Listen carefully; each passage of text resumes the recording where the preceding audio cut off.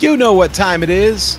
The red light is back on in the booth, and the Monster Energy Cup cars get ready to boogie tonight in the Simulation Stock Car Association.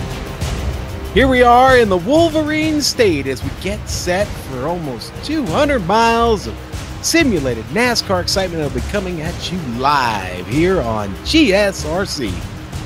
Hello and welcome on board this evening as we count down to green for the AdPro 360 Cup Series tonight from Michigan International Speedway.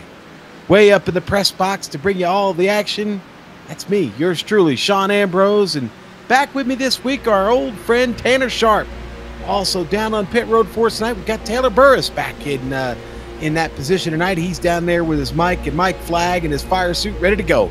In the director's chair over there, the man himself, Joe Peak, armed with the cameras, located, aimed, zoomed, and focused by GSRC's camera guru, the great Dougie Beard.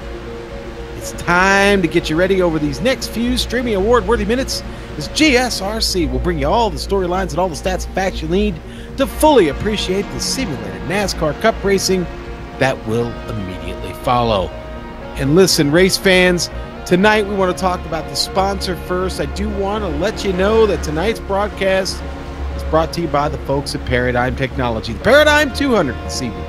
Paradigm leverages creative and development talent throughout the country in order to achieve the greatest level of success for their clients. Led by CEO and founder Donnie Hyatt, along with a team positioned around the globe in places like Florida, Georgia, New York, Colorado, Washington, Utah, Virginia, Louisiana, India, France, and more. Paradigm brings the most up-to-date on-demand access and attention to their clients' needs, allowing them to achieve the most innovative, up-to-date success with all of their projects. Find out more about PDC or find out more about Paradigm at pdc.technology or at paradigmdevelopment.net. Tanner, the old Irish hills of Michigan, always a fun place to come to on the calendar. Why don't you tell the race fans a little bit about it? It's a fun place, and it's a great racetrack to produce great green flag racing. It's got 4 turns. It's a 2-mile D-shaped oval with 18 degrees of banking in the corners of the racetrack. This track opened up in 1968. And by the way, folks, this is the old pavement here on the iRacing sim. iRacing does not have the repaved version yet, so there's some bumps here and there that drivers will have to deal with tonight. But the best way to get an idea what it's like around Michigan, let's hop on board the GSRC Monster Energy Cup Series Gen 6 Chevrolet and take a lap.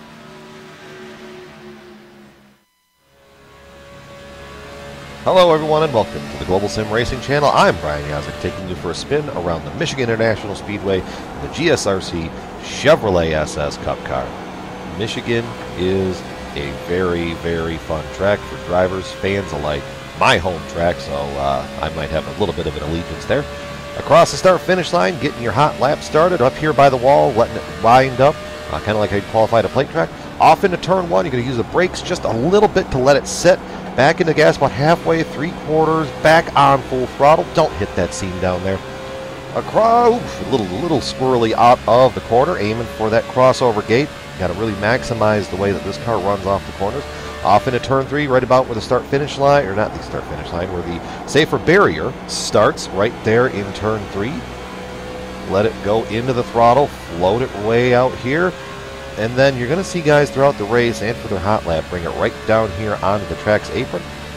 Really kind of let you get a good run, head of steam heading off into turn 1 again. Off into the corner using that safer barrier as your braking mark. You're not using a whole ton of brake. You're really just using enough to let the nose set on the car. So that way you get a good bite through the middle and be able to get a good run off, because that's where you're going to be able to make up a whole lot of time here. Down into turn 3 for the final time today. Letting it float to the bottom here. And this is just going to get exponentially harder as the tires and the track wear out. Out of turn 4, letting it float up there, back down here to the apron, and across the line. And that is going to complete our track guide around the Michigan International Speedway in the GSRC Chevrolet SS. My name is Brian Yazek. Enjoy the show.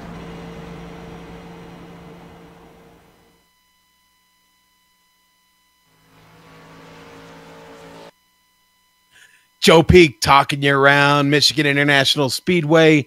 Tanner, let's take a look at the points. We've only got 3 races, including tonight, So we get to the playoffs, and here they stand.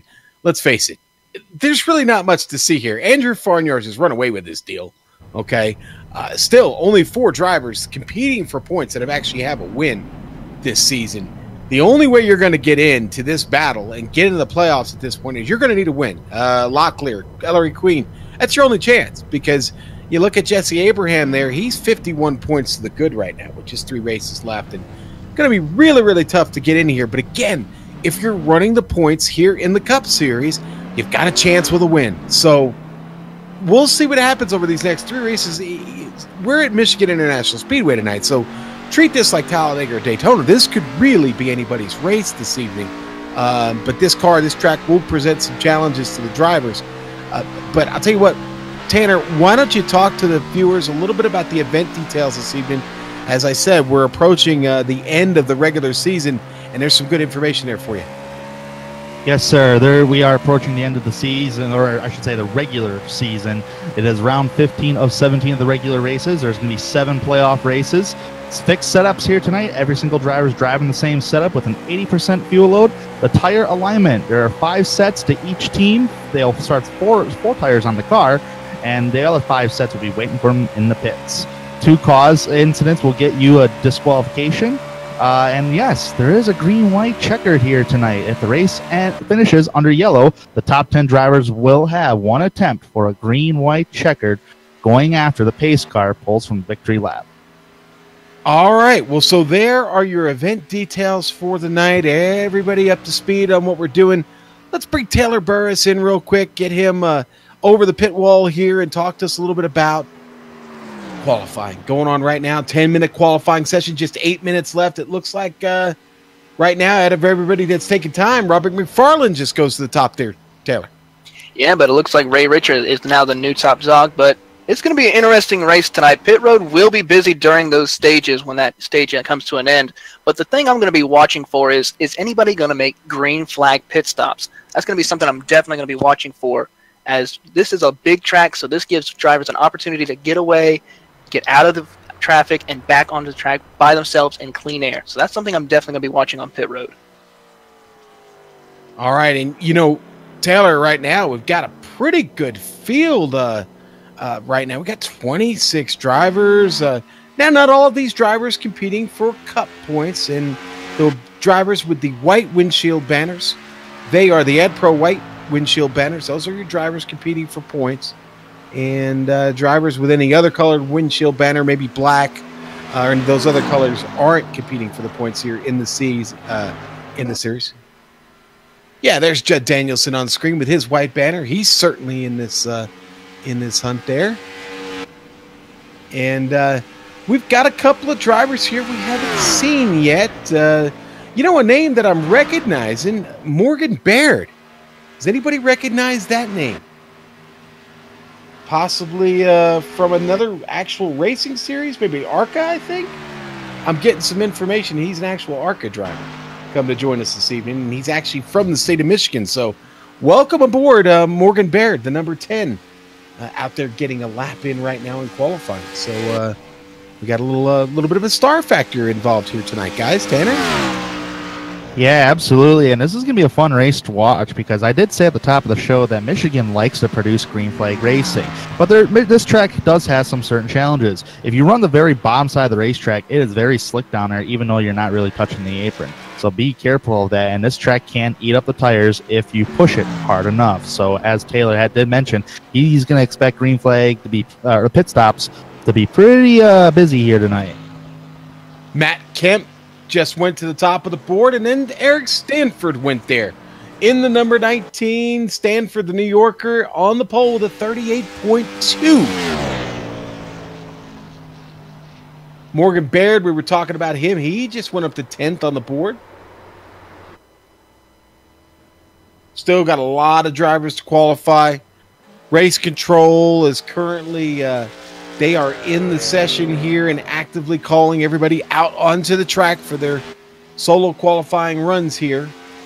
And I got to tell you, race control is a busy place to be right now, isn't it, Taylor? Sure is. These guys are trying to get these drivers out on track as quickly and safely as possible.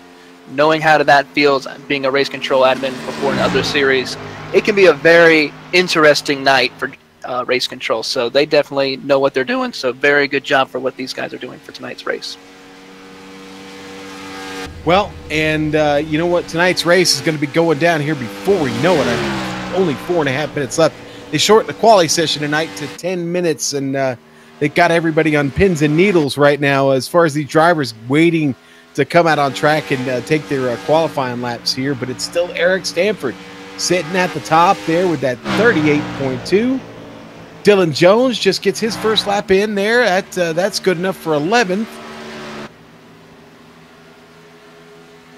Tanner, the tires, if you were here with us last night in the SSCA Sim Speed Shop Truck Series, the tires were certainly they were certainly the thing to watch. They don't fall off exactly quick, but they do hit a ledge at some point, and they do fall off. And boy, the truck really got pushy. We saw a lot of drivers having trouble off the turns if they were in traffic. Probably going to be a little bit of the same case here with the Cup car, don't you think? Just a little bit, but a little more trickier. And here's the reason why. When you're handling with a little more horsepower in these Gen 6 Cup cars, and you're just trying to feather that throttle coming off the exit of the corner, and that back end's just trying to loop around, man, that's a very tough thing to do because you're going to be fighting the wheel all night. So just try to take care of your tires as much as you can. Weather's not that bad, though. I mean, we're over 100 degrees on track time. At least that's what I'm reading. But, I mean, it's not that bad. It's not the worst, but it's still going to eat up the tires as a run goes on. So manage your tires is going to be your key. Well, and, you know, we, as you mentioned in the intro, we still have this old surface here and not the new improved surface that has plenty of grip and maybe is not quite as harsh on tires. This track surface here that's modeled in iRacing will be a little bit of a cheese grater on those tires, and really it'll come a lot down to how well do you take care of the right rear of the car. And again, much like a super speedway, but the banking here limits that super speedway effect just a bit. With only 18 degrees, you will find yourself scuffing off speed if you don't have that special line. Yeah, absolutely. And usually when the tires wear off here at Michigan, at least from my experience, you want to kind of run the higher line just a little bit, kind of switch up the line. On the fresher tires, you can run that middle groove racetrack, and it's plenty of grip there. But as the tires wear off, kind of go up a groove, up on top of the track just a little bit, and then kind of pinpoint it down on corner exit. That way you can get a nice runoff from corner exit. So turn 2 might be the big biter of that tonight. Watching Andrew Payne go around now in his Menards peak antifreeze Ford. Boy, and that got him into second. Whoo, and whoa, another big development. David Washington all of a sudden comes from out of nowhere, and he puts the number 98 Coors Light Ford. He puts it on the pole, and he shuts down that lap. That's good enough, and that didn't last long. Wow, things happening here quick. Alan Elwood goes to the top. Wow, yeah, with a 37.999, the fastest all night it's been. Andrew Farnyards just went to 4th on his first lap. He's going to keep the car out there. I'm sorry, Farnyards is in 3rd. My bad. Guess my timing and scoring hasn't caught up yet. But I think that's going to be it for him. He's already shut down that 1-lap run. Not many drivers left here to qualify, Tanner. I'm a little hesitant though with the way the pole keeps falling to another driver. I'm almost a little hesitant to give out the Sim Speed Shop pole award here this evening. Yeah, I think about they've run out of time, so let's go ahead and award the Sim Speed Shop pole award. Is going to go to Alan Elwood this evening and getting it in late, but Elwood, it belongs to him. And he is our round 15 winner. Listen, for every 2 poles a driver earns this season, $5, and they get $5, and the driver with the most poles at the end of the season get $20, courtesy of SimSpeedShop.com, a great place to order custom button boxes, as well as buy and sell used equipment. For more information, go to SimSpeedShop.com. Tanner, I think we can go to the grid here in just a moment. Qualifying is over. There isn't anybody left on track. Let's go ahead and go to the grid. Sounds great. All right, and here we go. On the pole, it's going to be Alan Edwood. I'm all right. I'll start again. Our starting grid for this evening's race, it's Alan Elwood on the front row with David Washington. Row 2, Andrew Farnyars.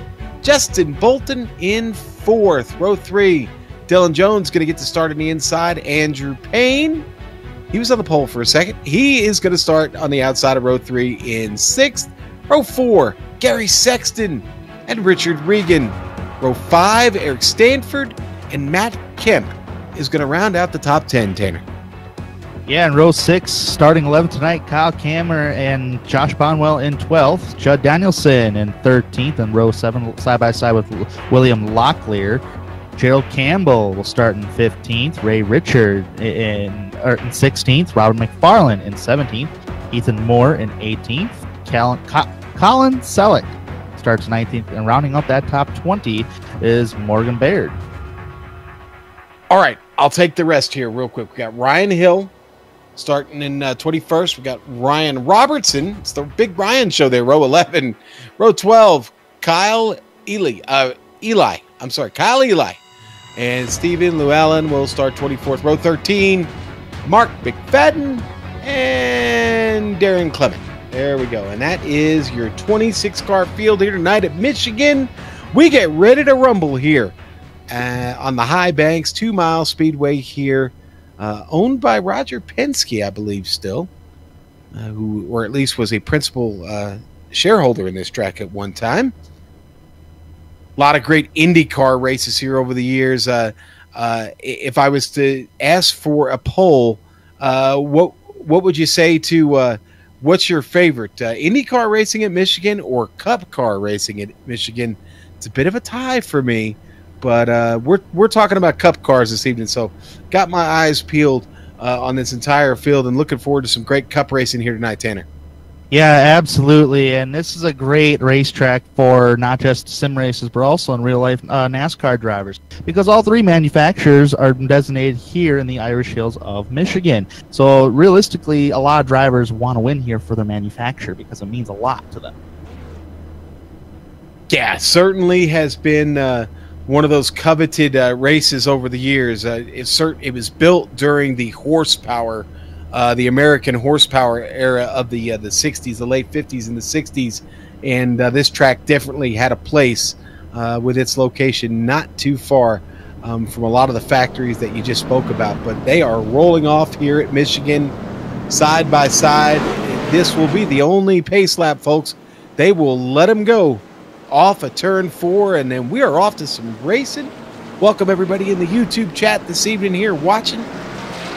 Gabe Wood not in this race tonight. He was in the booth with us last night for a few minutes, but not able to run this one. He is actually on his way to Pocono right now, and I believe we'll be racing there this weekend as he helps crew on a couple of, or I believe on a specific ARCA team actually. So Gabe out of this one, and well, that's a shame. That means he won't get a chance at a win, but a lot of drivers here looking at a chance for a win and maybe looking at a chance to get into the playoffs, Tanner. It's about time to let him rip.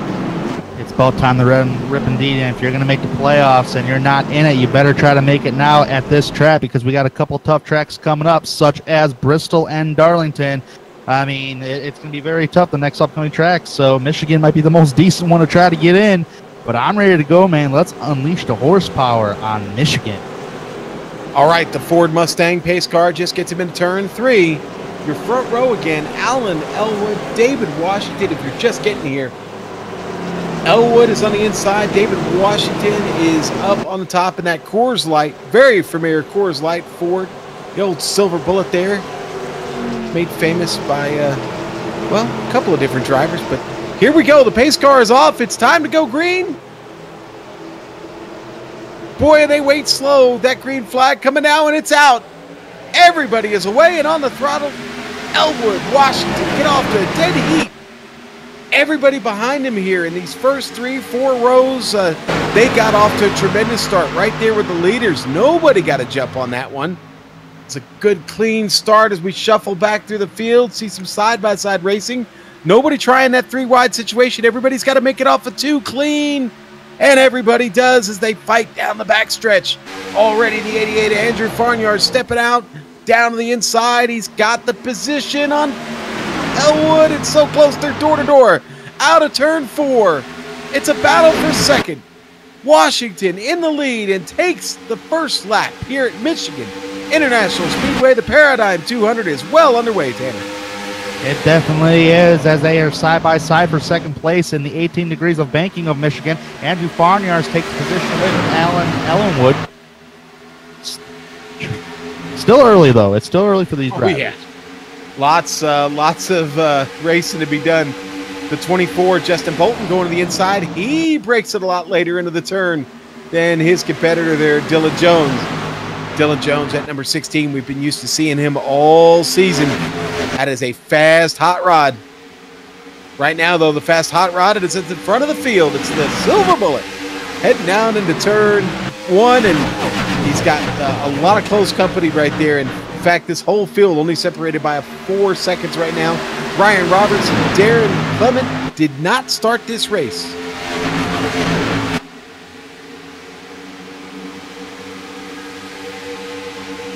Good race down into turn 3. Everybody's still line astern here up towards the front. You get outside the top 8, 9, 10. It's a little bit side to side, and there is that battle. Bonwell, Stanford going at it, Tanner. Yeah, absolutely. I mean, I'm surprised some of these guys are bound just a little early, especially some back-to-pack racing back there. Hard racing, actually. Yeah, Cameron's really getting into it. Cameron is now getting the position from Bonwell, trying to anyway. He's got it stuck down here on the bottom, and he got a decent run off there on the bottom. It's a dead heat, though, down the back straight. They're chasing Sexton. Cameron going to send it in a little bit deeper. Stanford back there riding along, just being careful. You're still early in this race right now. You're still really getting those tires under you. They're still fresh. You still got lots of grip. But mistakes can be made. Yeah, but they're giving each other some pretty good room out there on the racetrack right now. There's a pretty good battle, actually. I just heated up. Who's that back there side by side? I'm seeing Richard Egan Jr. going by. He just passed Andrew Payne for position. Or tried to. Cameron's still back there digging.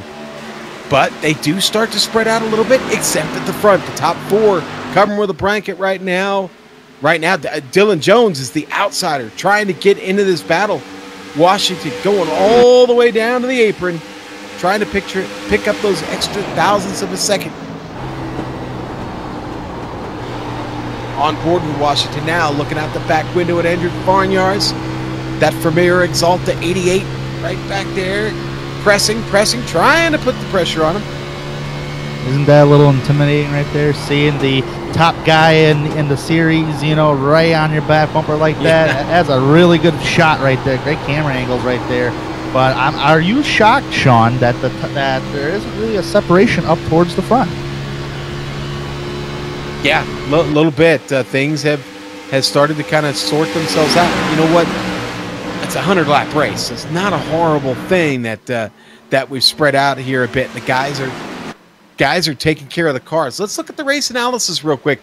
Stages. We have 3 of them tonight. Yes, we are stage racing. Oh, trouble up at the front. Let me cover that real quick. Washington makes a mistake there at the front. He is now in a battle with Farnyards. Farnyards not able to take advantage of it, but does get a run on him here out of 4.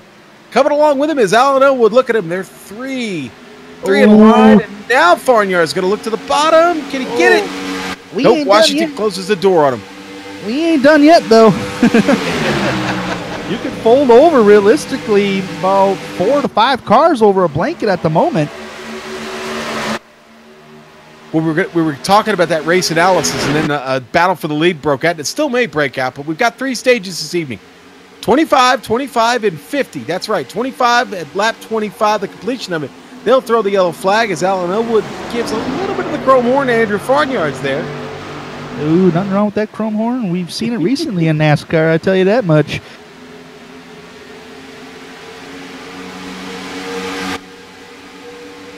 Ooh, look at Elwood trying to use that outside row right there. I mean, maybe a little bit of a line change up. If you hit it just right, you can stay side by side, but I don't know how well it's really going to work. going to go on board Bolton right now. Justin getting a really, really good look at this back there from his dashboard. And they are just ever so tight. And luckily, Elwood backs up. But look at this. Farnyards goes to the front. He sends it down into turn 3. And he's going to come out of turn 4 with the lead of this race. Andrew Farnyards finally gets to the front on the completion of lap 9. That did not take too long at all, Tanner, did it? It did not. These cats have been in the top 5, have been kind of all over each other. And there goes Elwood. He's trying to hunt for the race lead. Cannot make it done. Almost making contact. Maybe contact with Washington. Possible. If anything, they were door to door coming off turn number 2, and Elwood certainly not giving up as they head down in turn number 3. Looks like Washington's able to close the door. And what is Justin Bolton going to do? He's going to elect the outside row. Maybe he can run on corner exit. He certainly is trying to, and he will get a nice run on corner exit on Elwood. Now, I've seen Kyle Eli is on pit lane. Taylor, do you have any idea what's going on there? I'm making my way down there right at the moment. And that looks like a long stop, too. And it looks like I'm trying to get a better angle at it, but it looks like a little bit of damage. It looks like he might have scraped the wall coming off one of the corners. Got some nose damage and a little bit of left side damage and right side damage. So maybe he had a contact, and it looked like he was black flag as well. Ooh, so that's not good. Yep, he did not stay to the right side of pit road when he was coming down, so that's going to cost him a lot of position and time. Probably got to go a lap down now. Yeah, and, as we kind of go back to the race here just a bit, that attempt by Elwood, that has dropped him. He's gone all of a sudden from the front of the pack. Now he sits at the end of this line here in 5th. So Elwood takes a brief tumble. Maybe that was planned by design. Maybe the tires started feeling a little bit sketchy on him, and we are now well over 10 laps into this. Oh boy, 7th place has just been heated about the last couple laps because Andrew Payne just dropped 2 spots from Richard Reagan Jr. and Gary Sexton. Andrew Payne still trying to come back on Regan, still hunting for it to that left rear quarter panel, still trying to drive it. This will be a battle for 7th place right now between Regan and Payne.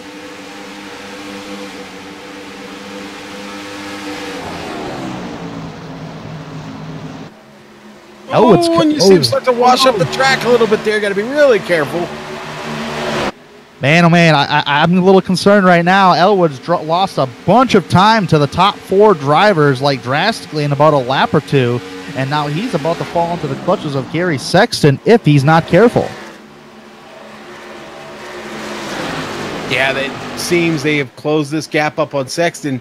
Sexton's problem is he's not been able to get that pack of 5 in front of him, but Elwood still off pace.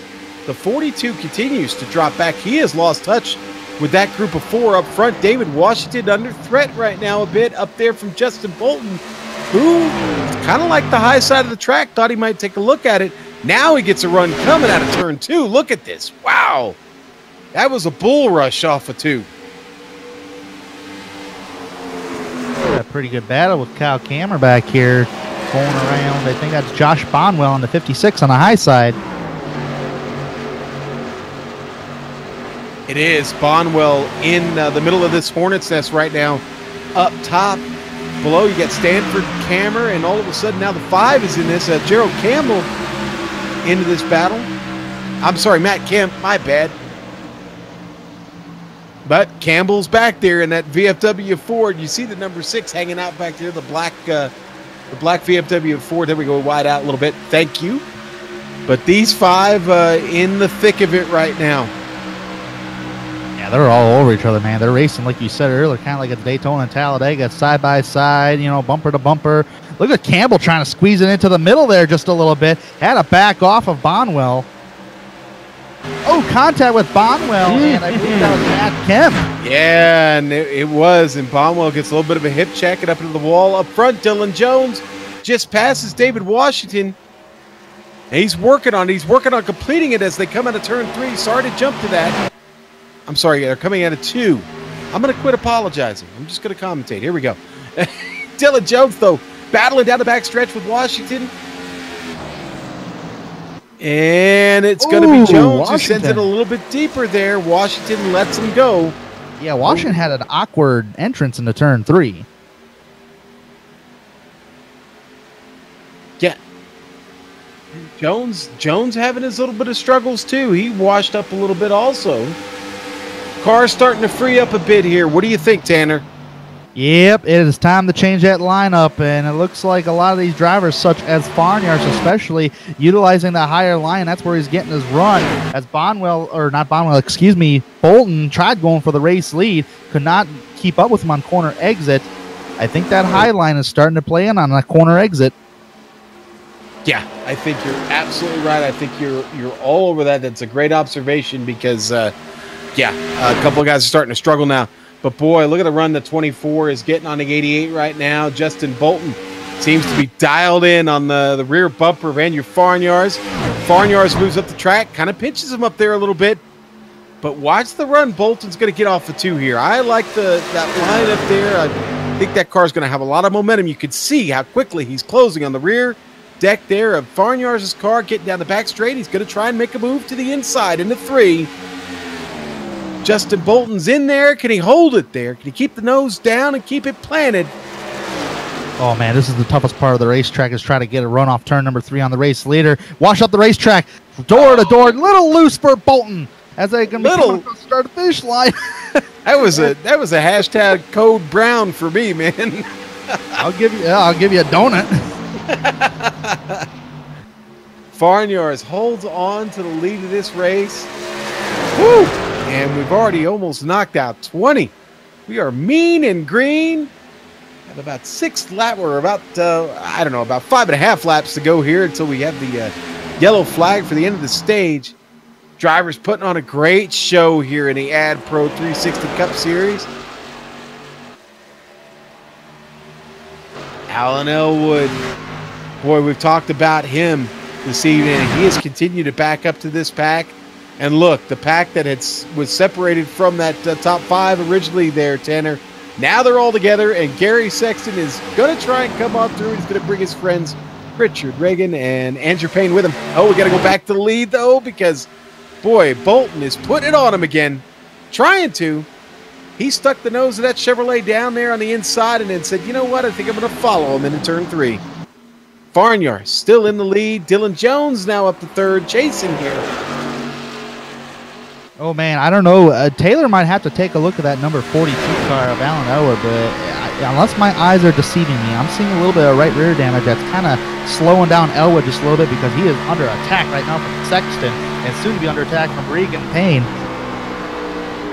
Yeah, we got battle for lead. Yeah, still on this here. Dylan Jones riding on board with him. You see him just locked up side by side out of the turn.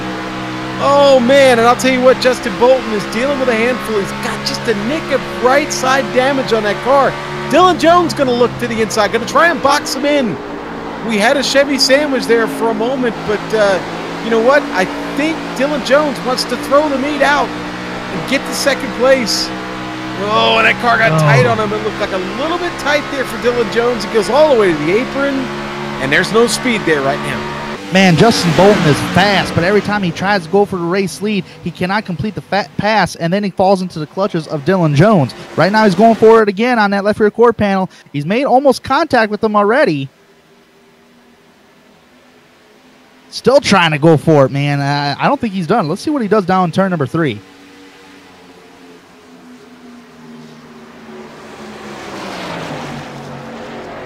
Taylor, we're going to stay in this battle for the lead. Oh, Justin Bolton makes a little bit of contact with Andrew Farniar's. Yikes. I mean, there was contact right there, and Farniar's car looked like it might go around, but it didn't. It stayed on track. Taylor, you got some an update on that damage we were talking about. Yeah, looking at Elwood's car, he does have a little bit caved in on the right side of the nose and rear end of the car, so that's definitely going to affect his aerodynamics and affect him in the draft and the handling. So he's going to definitely have to get that fixed on his next pit stop. Jones going to look to the inside here again on Bolton going in. Ooh, he's got it for now. Going into 3, and the car starts to slide up the track. Again, it gets very tricky there. Even trickier here on the exit. Jones doing a good job of keeping the car under control. Farniar's left to enjoy the lead and the clean air. Oh, man, this is some tight race, and we're coming down to the end of the stage here. And it ain't over yet between these top three fellas. Hey, and you know what? We haven't even talked about fuel tonight. We don't need to talk about it yet. It's not going to be an issue in these first two segments. It's about a 28 to 35 lap run. Those were the estimates I got from the guys. I know it's kind of broad, but that's going to be your window, 28 to 35 there. Some have gotten 32, some have gotten 33, and yeah, there's rumored some have gotten 35, but right now, look for that to be our window when we get into the third and final stage. Right now, it's all about trying to wrap this one up. Farnyard is going to come across the line and have one more lap here to get a stage win. And he's had a few of them this season, but another one won't hurt, but it's Justin Bolton making a charge late. Here off the turn, he's got his nose in on that left rear quarter panel. Oh, man, Farnyard's just so strong off turn 2. He just can't complete it. He can't complete it. Might have to think about doing a Kevin Harvick move here. Let's see. But I don't think it's going to happen because here comes. Boy. Oh, baby, we might have a race to the line. Oh, and Farnyard's tires slipped a little bit. Jones going to go all the way to the bottom. He's going to try and make it interesting. And there you go. Farnyard is going to complete the end of stage 1, your winner. Still waiting on that yellow flag, and now it's out. The admin team has thrown the flag, and Andrew Farnyard, Justin Bolton, Dylan Jones complete your top 3. David Washington, Gary Sexton come home 4th and 5th to complete the end of stage 1. 25 laps, and I would expect, since we went mean and green for that whole first segment, everybody is coming in here for this pit stop when they catch up to the pace car and come back around. No, someone's spinning on track right in front of our leaders. Stephen Llewellyn with some kind of problem. Not sure. He was casual. He was casually just getting around the track, slowed down for the caution, and he just loses the handle on it here. This is well after the caution, too. Oh no, wait a minute. Okay, that's not the same thing I looked at, or is it? No, I didn't see that. Actually, that's I did not see that start there. That was the 10 car. That was Morgan Baird. And what happened was Morgan actually gets loose off of turn 2 as I pick it up on my replay. We'll come to it here in just a moment. They make a little bit of contact. They go side by side, and that sends both of them careening down into the bottom of the track. They just got together on the exit there, and I think it wound up worse. I think Baird's going to get away with not too much damage, but boy, Llewellyn's got a bit of damage on that car now, and man, that all happened there at the end. Here comes the field. Taylor, they're coming your way.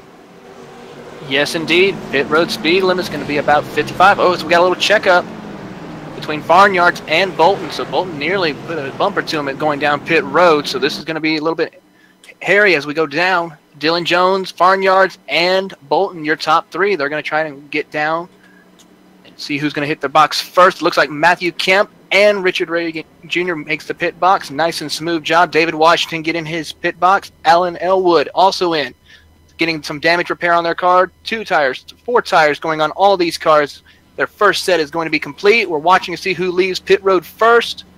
Right now, no one's out. Farnyard is out on pit road first. He's going to get off pit road first off, followed by Justin Bolton, David Washington, Dylan Jones, and a 3-wide battle as Andrew Payne will take the 5th position. So a real close battle off of pit road.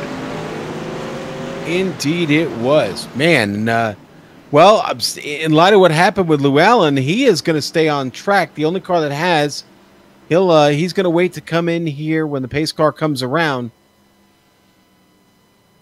Looking at Llewellyn's car, it's a lot of rear damage on the car, so he's definitely going to have to get that repaired. Other than that, I don't see any major damage. Well, everybody's still in this race right now. Now, Morgan Baird, the car just dropped down off the track, and Morgan Baird is out. He needed repair on that machine. Got a penalty right now also for Matt Kent. He is going to EOL for going through too many pit stalls on his exit. So, to the tail end of the longest line for Matt Kent. Yeah, you got to beware of those pit lane rules. You can't exceed the number of boxes that you should drive through, and well, you got to drive it over there on the far right-hand side until you get to your box. So that's how they do it in the real world, and that's how we do it here in the AdPro 360 Cup Series. Tonight for Michigan International Speedway, the Paradigm 200. Taylor? Got another penalty as well for Robert McFarland. He's going to receive an EOL for, I guess, going through too many cars on pit road.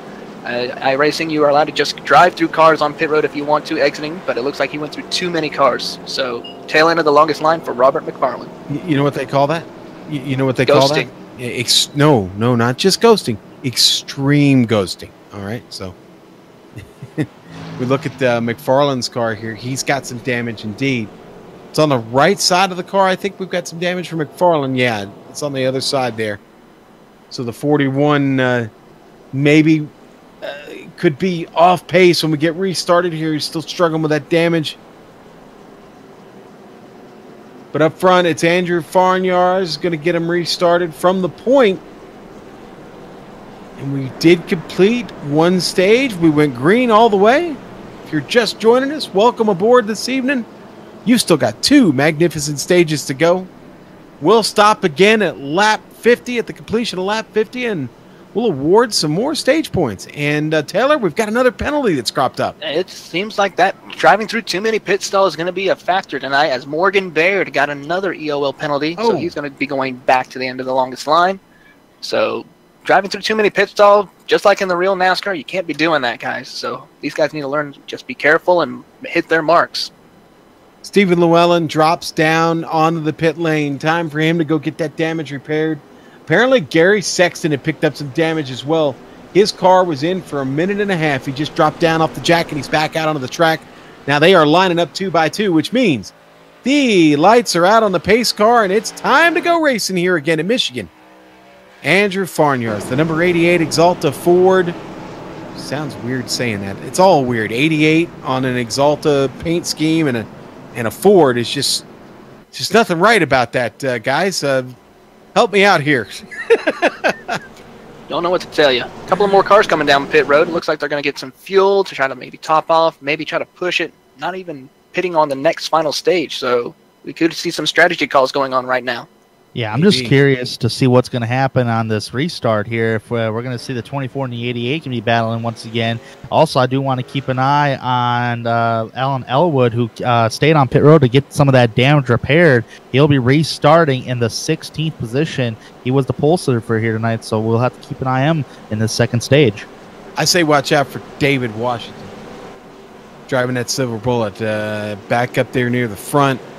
Maybe he gets to make a charge back to the front of this race here for the second stage. I stumbled earlier that Silver Bullet paint job made famous by the great Sterling Marlin. When he drove it, it had a 40 on it. Tonight, Washington running a number 98. The Ford Mustang pace car getting ready to peel off here out of turn 4. Farnyards leads him down, and how long is he going to wait to get on the hammer? Not long at all. Farnyards is away. Boy, he let it rip. Look at the jump that David Washington got. He drops Justin Bolton, leaves it back to fight with everybody else. Washington meaning business here on this second one. Washington already going to his line there at the top of the track, going to drive it down the hill. Look for some momentum here to catch Farnyards. Behind them, they're all trying to find their spot on the track, going line to stern. The 46 of Richard Regan going to look to the inside. Dylan Jones going to look to the inside. All going to try and make a move into turn 3. Jones going to be the first one to do it. He gets by Andrew Payne.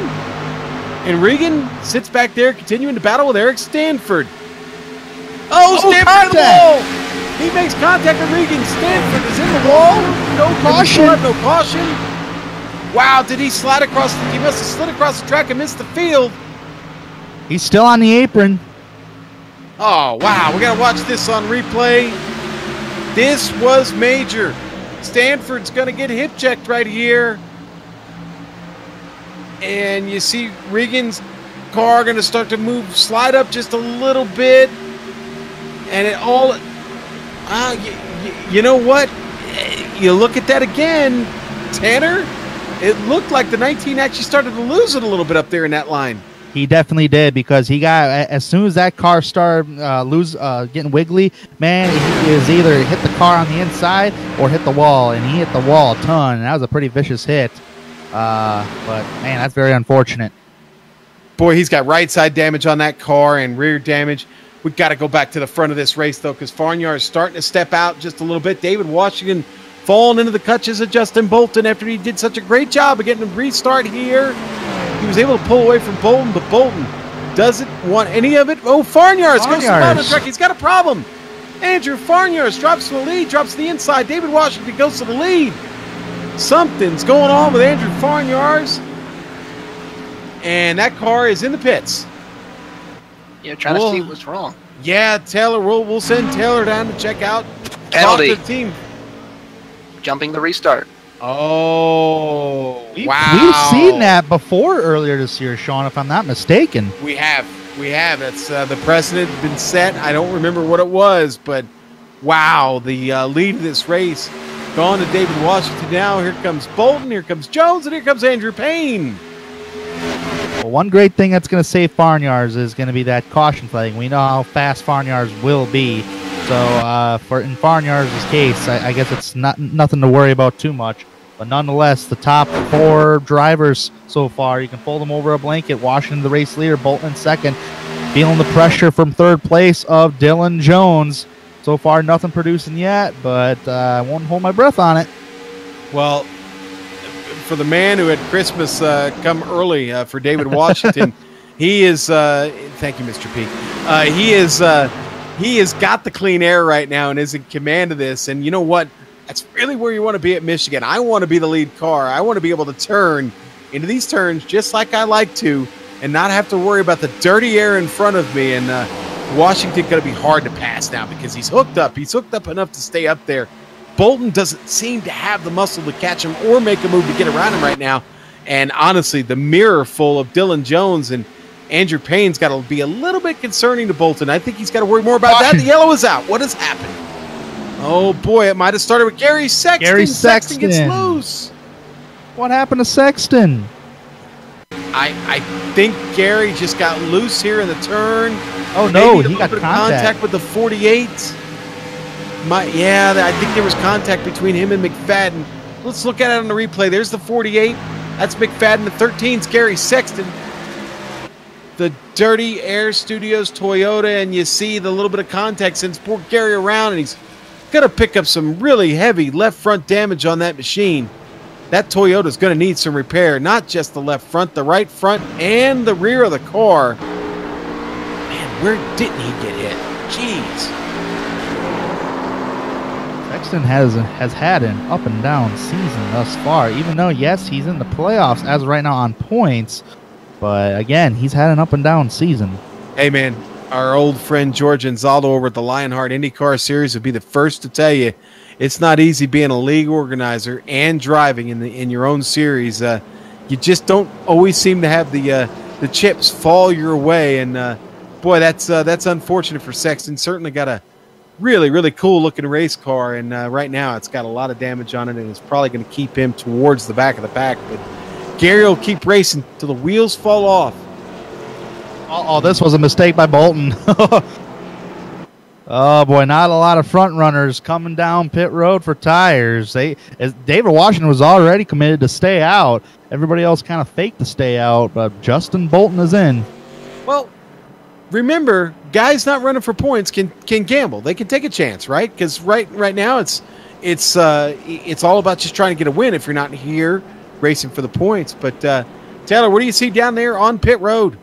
Right now, Justin Bolton's finishing up his pit stop. They're going to the left side of the car and finishing it up. Andrew Farnyard is also on pit road, so he's got a little bit of a relief after that caution.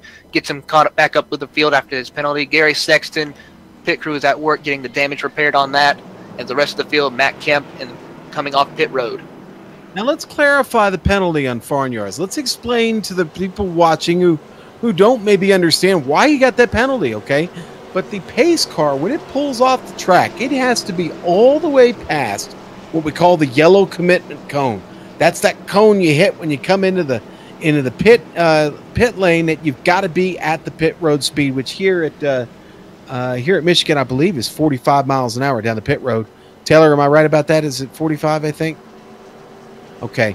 Yeah, 55. I think it is 45. So, anyway, the pace car has got to be fully past that cone. Once it is, the leader can go, but can't go at any moment before that. Andrew Farnyards, unfortunately, jumped it just a bit. that put him in a precarious spot, but he's still on the lead lap thanks to that caution. He's back in the field. We know he's got a fast race car and plenty of time to get to the front. Yeah, pit road speed is 55 miles an hour here at Michigan, and that caution did save Farnier. So, although we'll be coming down here pretty soon with 12 laps remaining of Stage 2, with David Washington out front and Dylan Jones, this is going to be a very interesting battle. We got a couple new players within the top 10 I am seeing. One of them is going to be Colton Selleck. He's coming from the 19th position since the drop of the green flag. Yeah, and Alan Elwood is back as well. Yeah, Colton's proven to be pretty consistent here so far this evening. You don't just get to 5th by chance, so he's put in some work there. I did see Mark McFadden go into the pit. Also, Sean, I've been keeping an eye on the driver. I haven't mentioned him yet, but I'm keeping an eye on him, and I think he might be a factor before this event is done tonight. Ooh, Ryan Hill, 55. I was going to say the Hillco. Yeah, I knew you were. Why did I know you were going to the Hillco Chevrolet? Well, there was one point where he made it up to 13th after starting 21st, and that was under the green flag run. And right now he's sitting in 8th place in the top 10 after starting 21st on the day. So he's coming towards the front. He's got a bad, fast car. So we'll see how Ryan Hill can play with the big boys up towards the front. Yeah, Ryan Hill, for those who saw the Sim Speed Shop Truck Series last night here on GSRC, Ryan was the race administrator last night while, the man who had a little trouble before, Gary Sexton, celebrated his wedding anniversary last night. So we're going to congratulate Gary and his beautiful bride. You know what they went? I'm friends with Gary on Facebook, so I cheated, but they went and did something called Painting with a Twist. And, maybe they'll be a sponsor someday. So I'll speak positively about it, but it looked very, very interesting. And Gary painted a very nice choo-choo train. So, of course, any guesses as to what number he put on the choo-choo train? Car number 13. The 13, exactly. So, there we go. Pulling back the curtain on Gary Sexton a little bit. I hope he doesn't mind. But anyway, here we go. We are lined back up here at Michigan International Speedway. It looks like we're about ready to go. We've got the Ford Mustang pace car with those lights off, and that is a pretty sight. Even though we like the, even though we like the glow, the new update from iRacing, we get this nice glow from the lights. It's nice to see them off because that means it's time for David Washington to try and do a little more damage here. Got to try and do it without jumping the restart. He's going to have Dylan Jones on his outside, Andrew Payne and Richard Regan right behind him. That third row, Colton Sollick and Alan Elwood. That's that name we keep hearing, Alan Elwood. He would certainly like to get back to where he started this race. He's going to have a little bit of work to do it, though. Some pretty tough customers right in front of him. Right now, it looks like we've got, 23 cars on track? 24 cars on track. 23. Eric Stanford, unfortunately, still stuck in the pit. No, he's out. He is. He just dropped the car, and he's going to try and speed around to the back of the pack as quick as he can. He's got a long way to go to catch him. They're in 3, coming out of 4. Oh, boy. 10 to go until stage 2. Yeah, got to keep an eye on that pace car for sure. Coming to you, Sean. If you're David Washington, you got your left eye out the window watching that pace car. Right eye planted firmly in the middle of the track. And, man, the 93 all the way up David Washington's bumper. Now he's on the hammer. Andrew Payne almost looked to give him a little push, but Washington gets away from the rest of the field. Starting to drop Dylan Jones. Early on, puts about a quarter of a second between them, and it was 3 Justin Bolton. Boy, Bolton making it really interesting back there. He's trying to get that car back up to the field, doing it as quick as he can. He's still running. Bolton getting by Judd Danielson. Now making a run past the 4, William Locklear. He's picking up one spot right after the other. Gets behind Ryan Hill. Going to look all the way to the bottom of the track on those fresh tires. Got it planted down to the inside. Oh, Here man. comes the 24, Justin Bolton. Already up to 6th place, passes Ryan Hill. Man, oh man, Bolton got he was like a hot dog flying out of a bun coming off of turn number 2, and he's already up to 6th place. Wow, and there comes the front. Yeah, there's Farniar's. Look at this. Speaking of hot dogs out of the bun, wow. These two making things interesting here in the top 10. Farniar's almost go all the way down to the bottom of the track. They're going to get by the 42 of Alan Elwood. Elwood just playing it safe, saying, guys, go ahead. Oh, man. Farniar's. Are you kidding me? Oh, Bolton threading the needle. Yikes. Man, these two cats, they're marching to the front, man. I mean, get out of their way. Got the race fans out here creating that visual, the hot dog out of the bun there, Tanner. That's good stuff. That might show up again. Who knows? Still a lot of battling going on behind them. Inside the top 10, Gerald Campbell starting to get busy. He made it 3 wide for a second. He's side by side now with Campbell, side by side with Matt Kemp, trying to get the position away from Kemp. They slide up the track. And Kemp's going to try and hang on. He's going to try and use the draft of the car in front of him here, the 42, Alan Elwood. Poor Elwood spent a lot of time getting past tonight. That's I don't know if that's patience or the car just not running the way he'd like to see it here this evening. Oh man, they're going 3 wide again. Yeah, and Kemp is having maybe an unsteady connection issue in that. Oh boy, Oh, look at this. Jeez. David Washington gets shuffled out up top there. Man, I tell you what, Washington got shoved out of the groove for sure. He got shoved up into the gray area, and that was just no grip for him to get into the gas. Well, like that, Justin Bolton's in the lead of this race. We're back talking about everybody else, and we missed that small bit of action there. Farnyards already turning up the wick here on Bolton. Bolton may not have this lead for long. The 88 looking to get back to the front as they go down the back stretch. A little bit of reminiscence of the end of stage 1 with coming to 5 laps to go, but the other way around was Farnyards out front and Bolton in second. Here, coming towards the end of stage 2, we got Bolton and Farnyards. Look at this pack that's starting to catch David Washington. I will tell you, race control has already warned Matt Kemp about his connection. It continues to blink off and on from time to time. That's trouble for the rest of the field. Washington does not know where to put the car right now. His Kemp situation still continues to be very unsteady. Man, and he's right next to Dylan. Man, Dylan almost made contact with him. Dylan had no idea where he was. Kemp going to go up to third. You were right. Things are heating up here. Yeah, isn't that the most frustrating thing in the world? Is that you're running so well, and all of a sudden you're blinking, you're passing cars, and you're up to third place, and you're still blinking.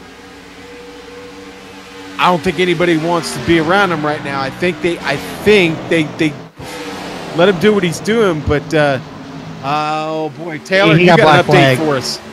Yeah, it looks like the officials have decided enough's enough. Matt Kemp has been black flagged for his internet issues, so either he needs to get it fixed or he's going to be disqualified probably. I find it very hard to disagree with the admins on that. It's a shame, and it's a situation that everybody has to deal with at one time or another, but Matt's going to have to pull it down and try and get that connection sorted out and let these guys race on. So Jones will move to third. Washington getting it passed by Gerald Campbell. There comes the VFW Ford that we've come to know and love. Gerald on his horse. Yeah, we got to remember these guys that are getting passed are on older tires. The ones that are passing up and moving through the field just came down under this last caution to get tires. Yeah, well, Jones the first of those with the old tires right now. Jones out there on a set that's 10 laps older than the guys he's chasing. Gerald Campbell's got the fresher tires, but it hasn't caught him yet. But he's closing. Here he comes, Campbell. And that VFW Ford going to try and get him through the middle of the turn. Oh, and Campbell gets loose off of 4. I think he might have scuffed it just a little bit. Lost a little bit of speed on exit.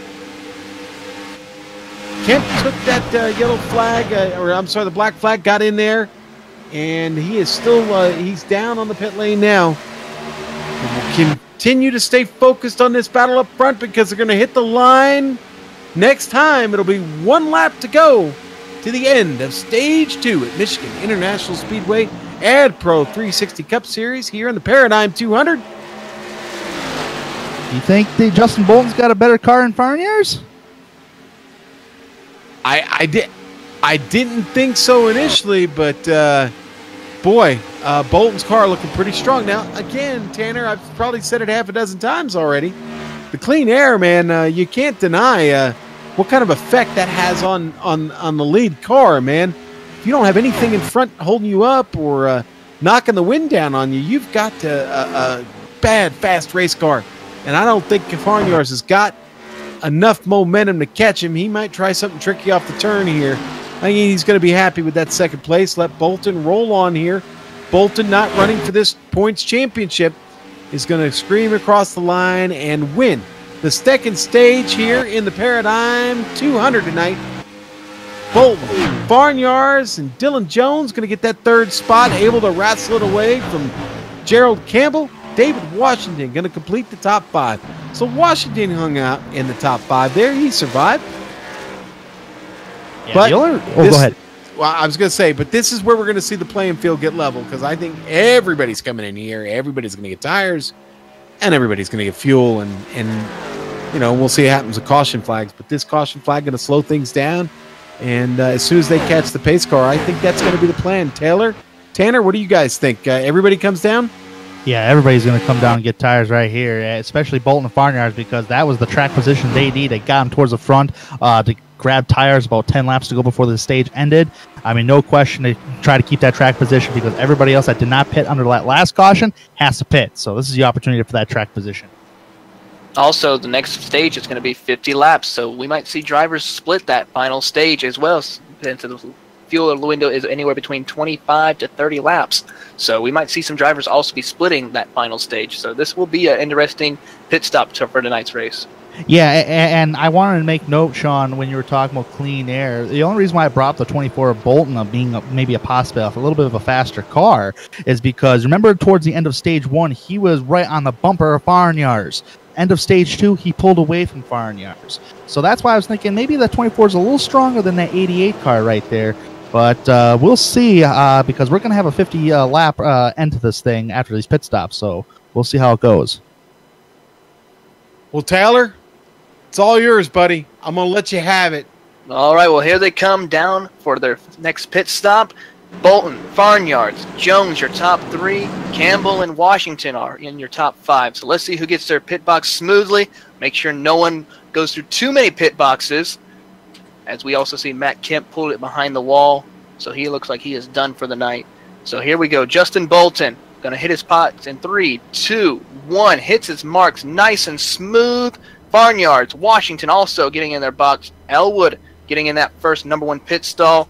Nice and smooth pit stops. And it looks like Gary Sexton is going to win the race off pit road unless he did not pit. So we're going to still keep an eye on our leaders, though, as they're making their pit stop. Bolton first off of his box. Farnyards second.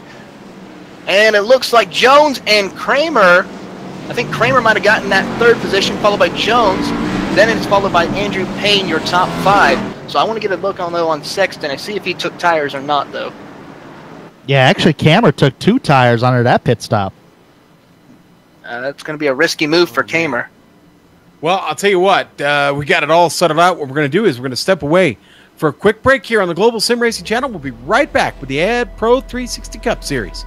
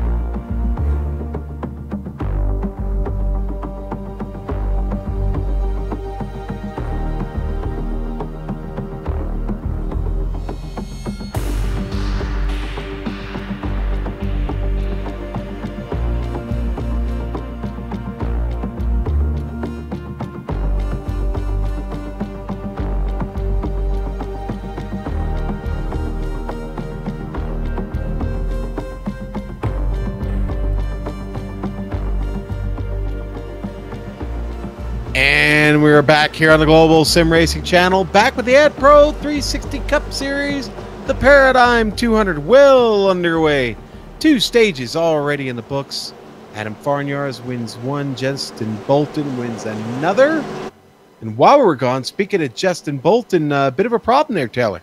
Yep, Justin Bolton got a penalty for extreme ghosting, so passing through too many cars on pit road ghosting through his pit box. So he is going to go to the tail end of the longest line, but it's going to be fun to watch him, though, I think. He's going to be making his way up there pretty quickly tonight.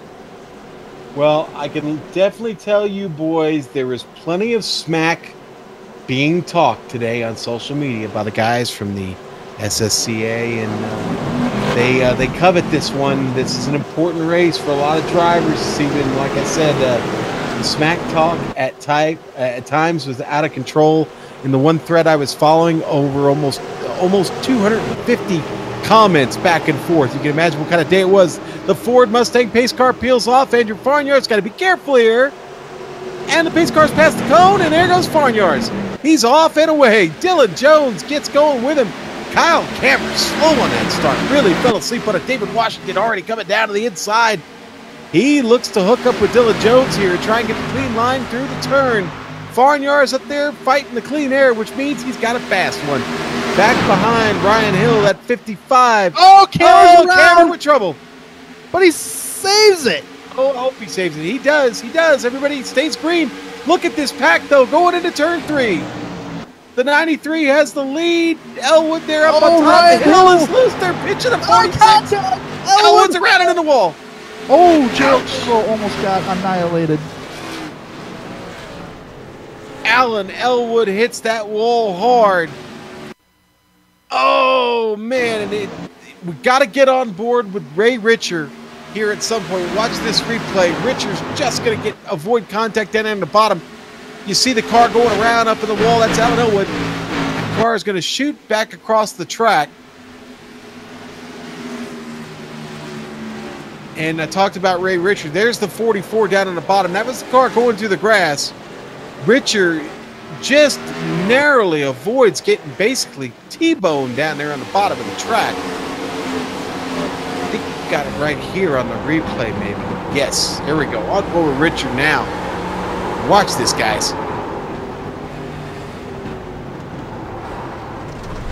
Yeah, that was close. Man, even the grass ain't the safest. Yeah. Wow. And I don't think we'd completed the lap there yet before they went 3 wide. They, boy, that got, what happened? All of a sudden, this lovely, calm race we were having just exploded on the restart of the 3rd stage. Tanner, that was kind of exciting to watch.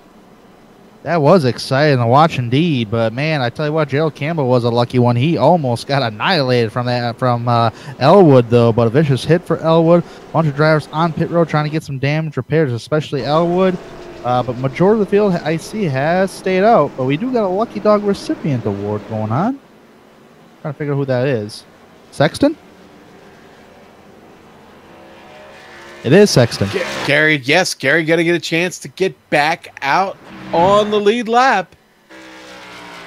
Again, that car had suffered some pretty significant damage here on that last caution we had, and but it is good to see him get the Dirty Air Studios Toyota back out on track and back onto the lead lap.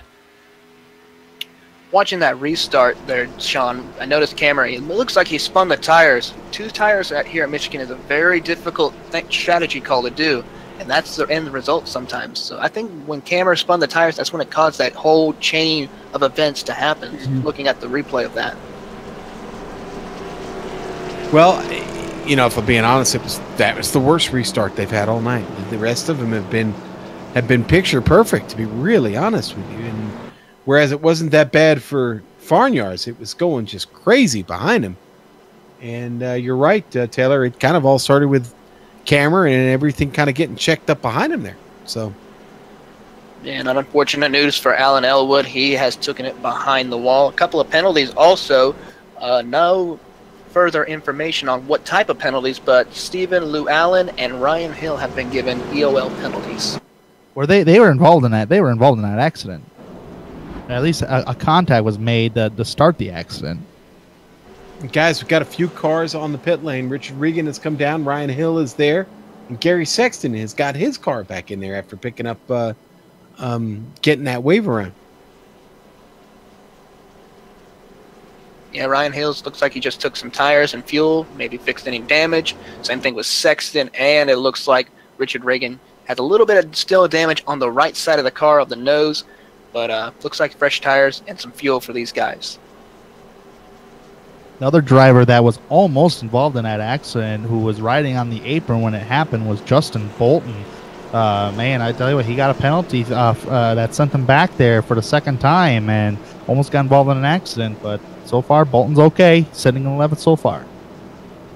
Yeah, I think Bolton's going to be okay. He is one of the peak antifreeze drivers in this field this evening. I think he's the only one we have in the field tonight. But yeah, Bolton has been through some of the wars, and even possibly this past Tuesday night. I heard that race a little sketchy, won by our good old friend Jimmy Mullis, who used to run in the We Stand United series that we used to call here a couple years ago on Global Sim Racing Channel. They were a Sunday night series, Cup Cars, and Jimmy has been fighting in the Peak Antifreeze series all season and finally dug out a win. Really happy to hear that for him. Congratulations from this commentator and from GSRC for that big win. Now, here we go. Things going to start to get ready here again. The lights have gone out on the Ford Mustang pace car once again. Andrew Farnyard is going to start it up front there with Dylan Jones. Those two get to set the tone for how, what we hope the last 40 laps of this race is really going to turn out to be. Unfortunately, because there's 40 laps and knowing what the fuel window is, all of these drivers are still going to need to make another stop at some point, guys. Yep, absolutely. So, but we'll have to see how everything's going to have to play out here. Farnyard so far is going to be the top dog. I mean, he's got to work. He's working with that clean air, as you mentioned all night here, Sean. Taylor, you got an update on those penalties? Yep, it looks like Lou Allen made a change of lanes on the previous start, so that's why he got his EOL. And then Ryan Hill, his reason was for the causing of that caution. So, okay, penalties have been given out and clarified. All right, buddy. Thanks for picking that up for us. Taylor Burris down there running up and down the pit lane. It's probably already burned about 1,500 calories this evening. Taylor, I sure hope you're a small guy and pretty athletic, because that's a long pit lane here at Michigan International Speedway. In the virtual world here, it's still just as long. The virtual Ford Mustang pace car, though, turns off of turn 4, is getting ready to turn left into the pits. Andrew Farnyard is the point man. Again, here we go. And it's past the commitment cone, and Farnyard has it timed just perfectly. Look at that jump. He just stretches away from Dylan Jones. David Washington has a good start, sticks with Jones. Might even look to take the position. No, Washington going to settle down. And just behind them, side by side, between Campbell and Payne. Oh, yeah, that door to door. Yes. Look at that. Colton Solik, and we haven't talked about him in a while. He's going to stick his nose in there. There's the 99. Colt's having a good run tonight. Yes, he is, man. 13 spots right now. They've got Justin Bolton right behind him. He's trying to come on back Colton. to this thing. Man. Colton fishtailed it a little bit off the corner, like left, right. Man, someone just brought up a good suggestion for this series about doing one of those. I don't know if anyone is familiar with the NASCAR radioactive segments.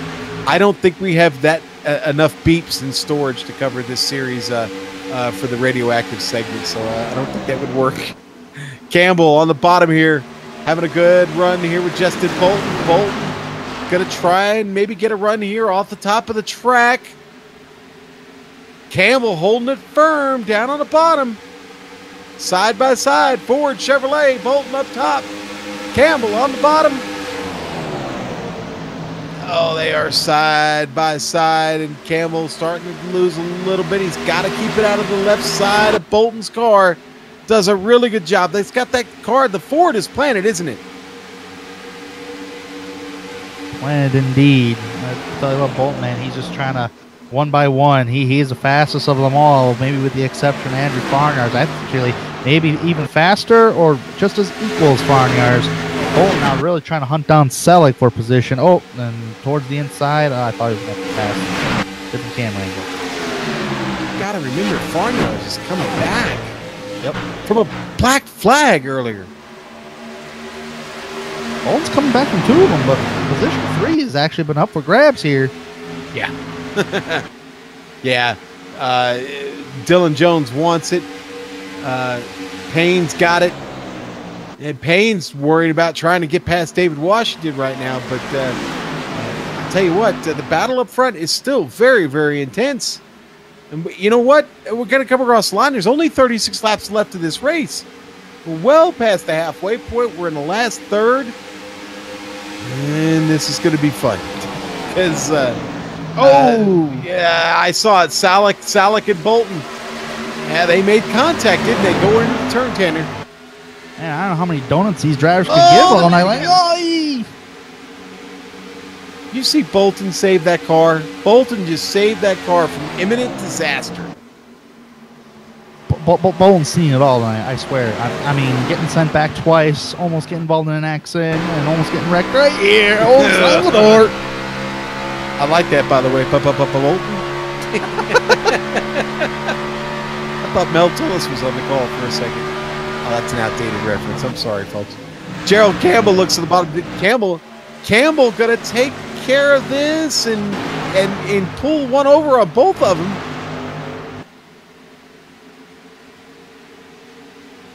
Gerald gonna have to slide back in behind the car of Justin Bolton. But Campbell certainly starting to make up some ground here in this third and final stage.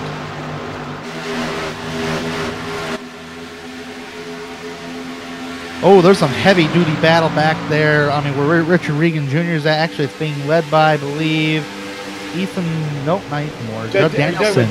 Judd Danielson, yes. Yeah, Man. We haven't talked about Danielson at all. I'm used to talking about him. He also, in that Dirty Air Toyota Team CCR, hashtag CCR, he's got the run here on Regan. And your friend Ryan Hill back in that mix. Yeah, Ryan Hill. Go ahead. No, I was just going to say, man, Hill still looks like a contender. He's just going to need some help getting up to the front. I was going to say the same thing. By the way, maybe my reference wasn't as dated as I thought. We're getting some Mel Tillis stuff in the chat. All right, here's the battle. Boy, Danielson, he's going to let Regan go down there on the bottom. Hill's got to be very careful. Ooh, I don't like this. Boy, they were really close there. I thought that was contact going to happen, but it didn't.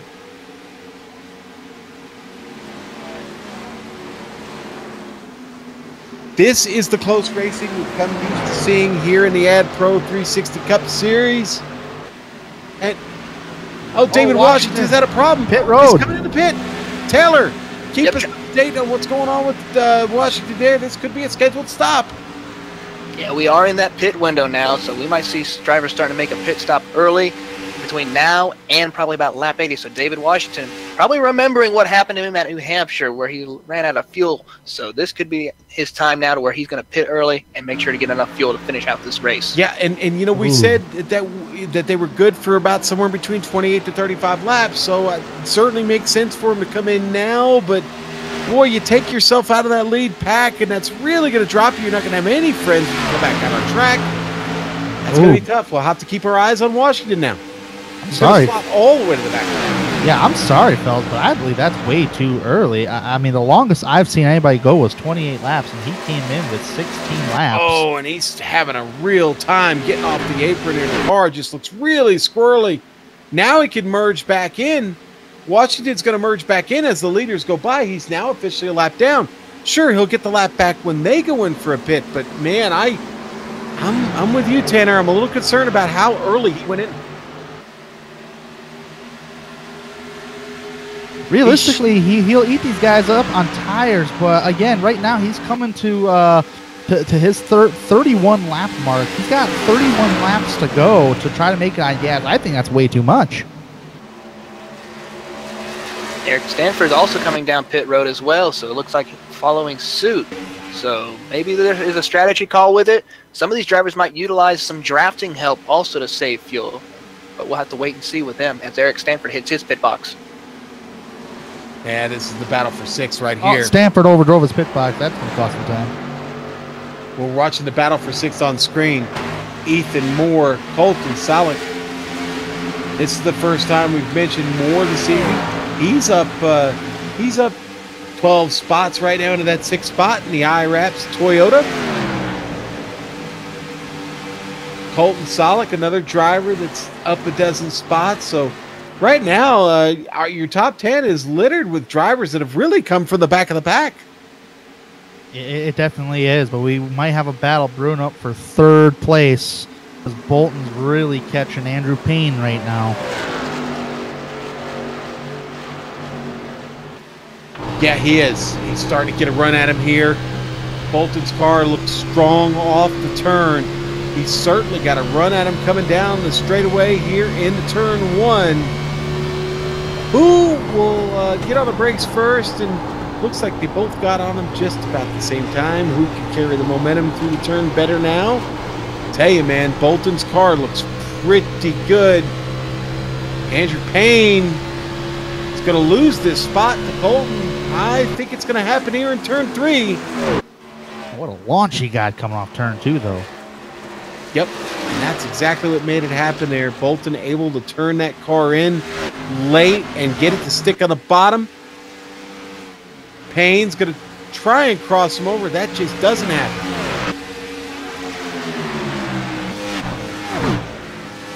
So there you go. That is another spot for Justin Bolton. Back to a podium spot right now. Now he can get to work and maybe work on catching Dylan Jones. It's just about a half a second. Andrew Farnyar is starting to lose touch with the rest of the field. About 3/4 of a second for him.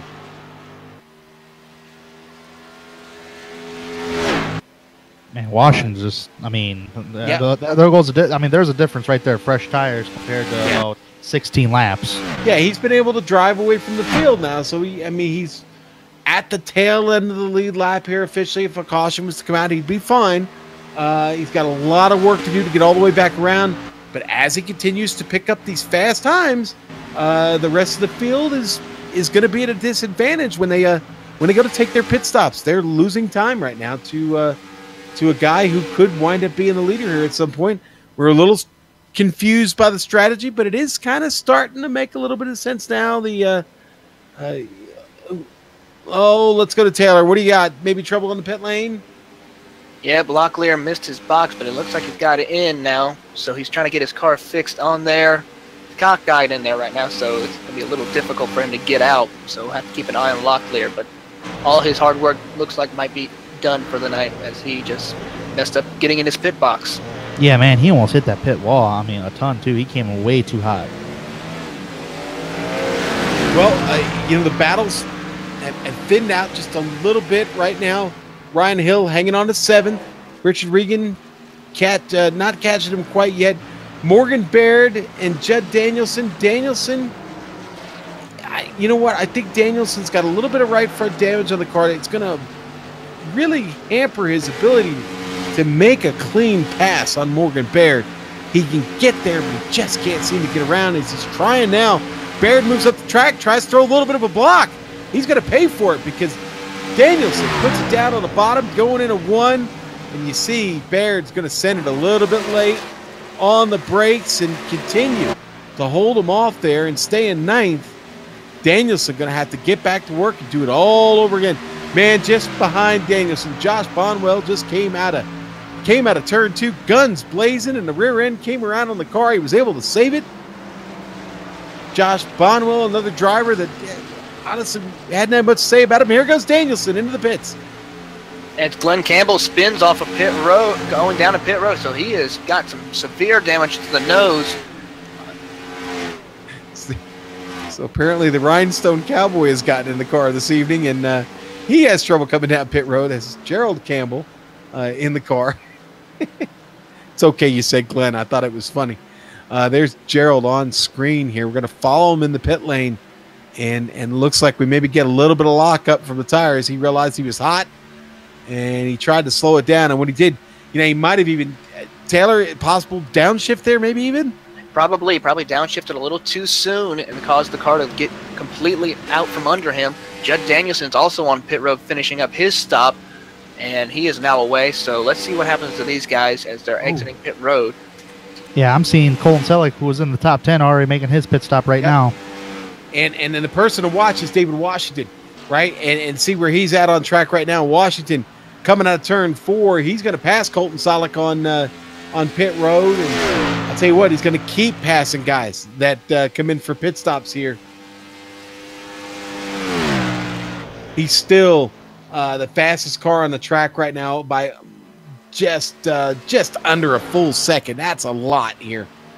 Tell you what, even with that damage, Gerald Campbell is just still passing cars, so he's moving right along. So maybe it wasn't too much damage to nose that car.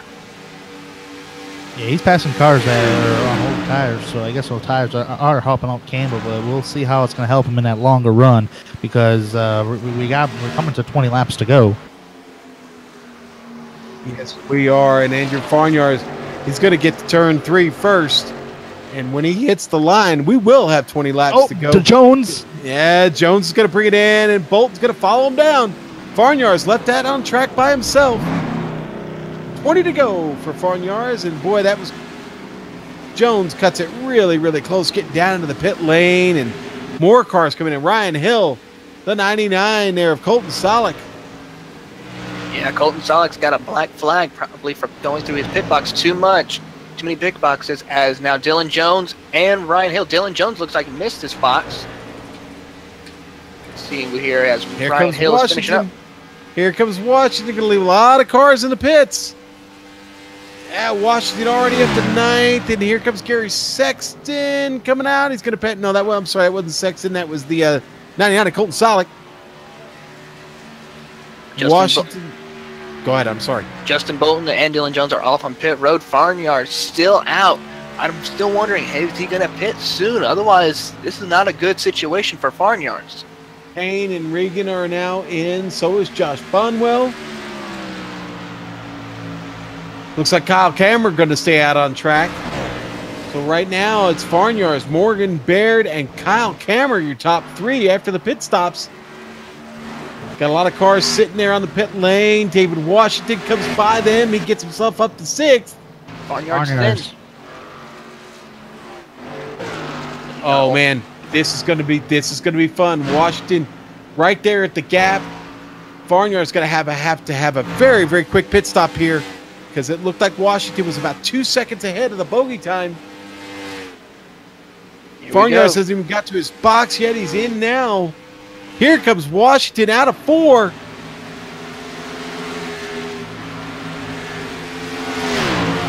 Washington coming to the start-finish line. Farnyard still on the jack. Washington going to move up to 5th. And that's with everybody in front of him. Still needing to stop. Now Washington going to get passed here by the 99. Colton Selleck not on the same lap, unfortunately. Selleck going to have to get all the way back around the track. Washington going to pass Gary Sexton, who still needs to pit all by himself. Washington gets that done. He can keep the car out of trouble. He's sure to go to first place. Robert McFarland drops to the bottom. He's getting out of the way. Going to let Colton Selleck come through. Here comes David Washington. The silver bullet across the line with 17 to go. Hate to crush you here, Sean, about David Washington, but I'm going to tell you what. Once Robert McFarland, Kyle Cameron, and Morgan Baird start coming down pit road, Washington will have the race lead. But Jones and Bolton, they are notching it closer and closer to Washington. They're on the way. They are. And I just as you started talking about that, I'm going to my timing and scoring, and I'm seeing what's going on over here. Washington just goes up to 3rd. But Jones, man, they are like 2 seconds faster right now than Washington. Well, not 2 seconds. I'm sorry. I was looking at the wrong time. But they are about a half a second faster than Washington, and they are closing at a rate of knots right now. Jones still a little over 5, say about 5.5 seconds from David So a little bit of work there, 15 laps to go, and Washington gets to the line, or, well, when our leader, Morgan Baird, gets to the line. Again, Baird and Kammer still out, still need to get off the track and get a pit stop in to finish this thing. McFarland just goes by Dylan Jones.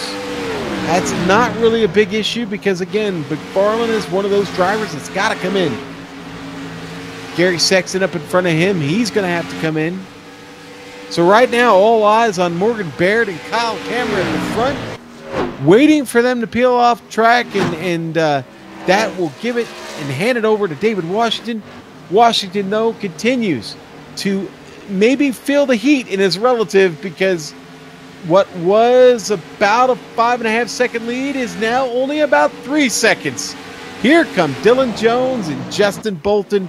We are going to have a 3-way battle here into the checkered flag. They're coming up on Gary Sexton. And again, Jones got to get out of it. Bolton's got to make an evasive move. Tanner, what is going on? I am not sure. Dodging cars. Well, I tell you what, that may have actually helped Bolton just a little bit, because he's right to that right rear quarter panel in the corner of the racetrack. Let's see if he gets a nice run off turn number 2. So far, he is. Once again, one of the nice little launches off of turn number 2 on the high side for Justin Bolton as he's trying to pass Dylan Jones for 4th place, soon to be for 2nd place as soon as green flag pit stops conclude. Kammer struggling with those tires. Oh, and he's in the wrong spot. Oh, David Washington is smiling up there. These Irish eyes are smiling. Yeah, I don't know how much he's smiling, because it is now less than a second.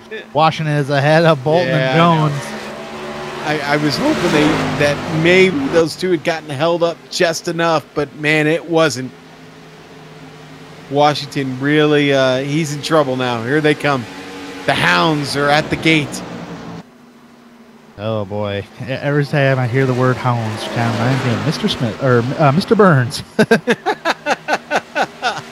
Oh, they're gonna cruise by David Washington. Just his only goal to just hang on right there.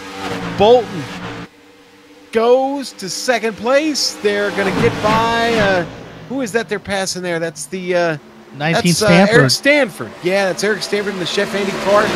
He gets out of the way good. Farnyards is in this mix too. Don't count out Farnyards, because he's actually have been gaining on Jones and Bolton, and now he's trying to pass Washington. Guys, how'd you let me miss the obvious here? Farnyards is in the mix. He just passes Washington, drops into 5th.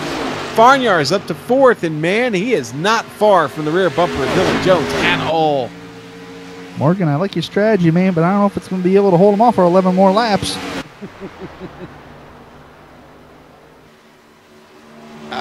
Morgan Baird. No way. Can we go on board? Let's go on board with him real quick and just listen to the sound of the car. I'm going to be quiet here so everybody can hear this. Give us just a second. There we go. I'm going to shut up.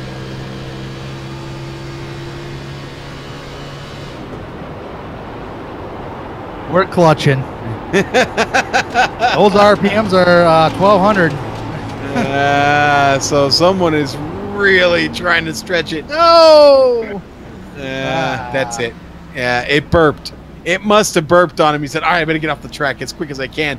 All right, so then now we got to focus on Bolton and Jones, who are now the leaders of this race, but add Andrew Farnyards to the mix. Farnyards is right there. I hate to be Bolton, but I think that's 2 teammates right behind you. Yeah, our points, our regular season points leader right now, certainly in the hunt here for another win. He hasn't had one in a while, but boy, he's... Oh, Dylan Jones slipped. Oh, that was close. Man, that got scary for Jones, but here comes Farnyards the second. Imagine somebody who just joined the race during that one moment right there, and we're like absolutely inaudible. It's like, what's going on there?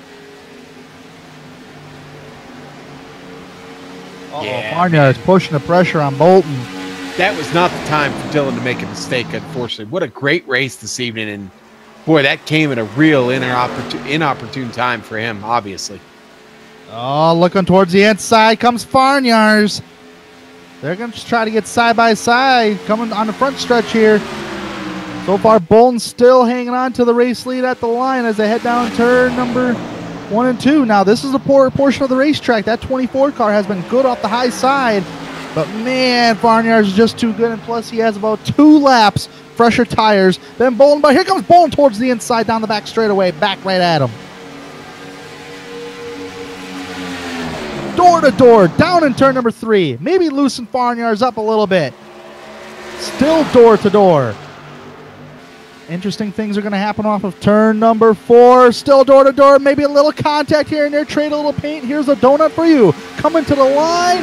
Oh, man, too close to call. But I believe timing and scoring. 6/1000th of a second. Still door to door. Farnyars got him to the line. And Jones is going to come back. Maybe he wants to be a part of this mix. Donut for you. Yes, sir. I like it. Jones gets the wall coming out of 2. Oh, boy, that's going to be really tough to recover from that. Farnyars has got the run right now. Bolton struggling to try and find a way to get around. You can see Dylan Jones starting to struggle a little bit every couple hundred yards of track, just not making up any ground. He's basically, he hit the wall and now he's hit the literal wall, and man, that's tough. Jones is a real contender for this. It's not over. We're still going to have 5 laps. Boy, Bolton really struggling off of turn 2. Car almost sideways. He was able to reel it in. Bolton has saved that car several times this evening. Great racecraft from him here. Sexton's had to peel off, unfortunately. 35 laps is all he could get out of it. Yeah, I don't know what Bolton's going to do now because he's riding in second place. Yeah, Jones behind you is struggling, but here's the problem. Farnyars, 2-lap pressure tires. He's working with that clean air. Oh, man, it's going to be so tough to try to recatch Andrew Farnyars. Who knows? I've seen fire, I've seen rain, but I don't know if this is going to work out for Bolton. Maybe a solid second-place finish, but I still tip my hat to that young man. I mean, having a great day here at Michigan. Way to go, Tanner. What a reference. Oh, no. Trouble in the back of the back. William Locklear. Judd Danielson get into it coming out of turn 4. The yellow is out with 5 laps to go. Oh, no. And this changes everything. Oh, and I had just moved it because they were in a real battle there for position. And boy, I can't tell if it's contact with Danielson getting to the rear of Locklear or if he just pulled the air off him there. I think he pulled the air off him, to be honest with you. I did not see contact when Danielson tries to go to the high side there. Oh man, Danielson got SK modified crunched. I don't think he touched him. No, he never touched him. Wow. Vicious. Yeah, I didn't see the contact either. I looked at it a couple times now, and Tanner, I just didn't see it. It was close, but that just looked like the air just getting ripped off of the bumper or the car in front of him.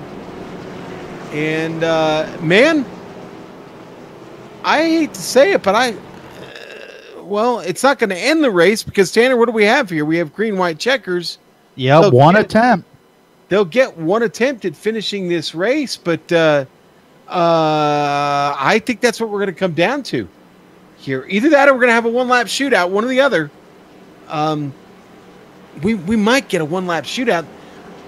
It's realistic to think next time they come around, they may get the one to go. So with 3 laps to go in the race, we've got to stay dialed in here. Yeah, maybe next time. Right now, since we're getting a lucky dog and there's drivers on the lead lap pitting right now, all drivers, I mean, it's still, they're not going to get the 2 to go right now. They might get it next time by, or the next time after, because next time by, the lap cars have to pit.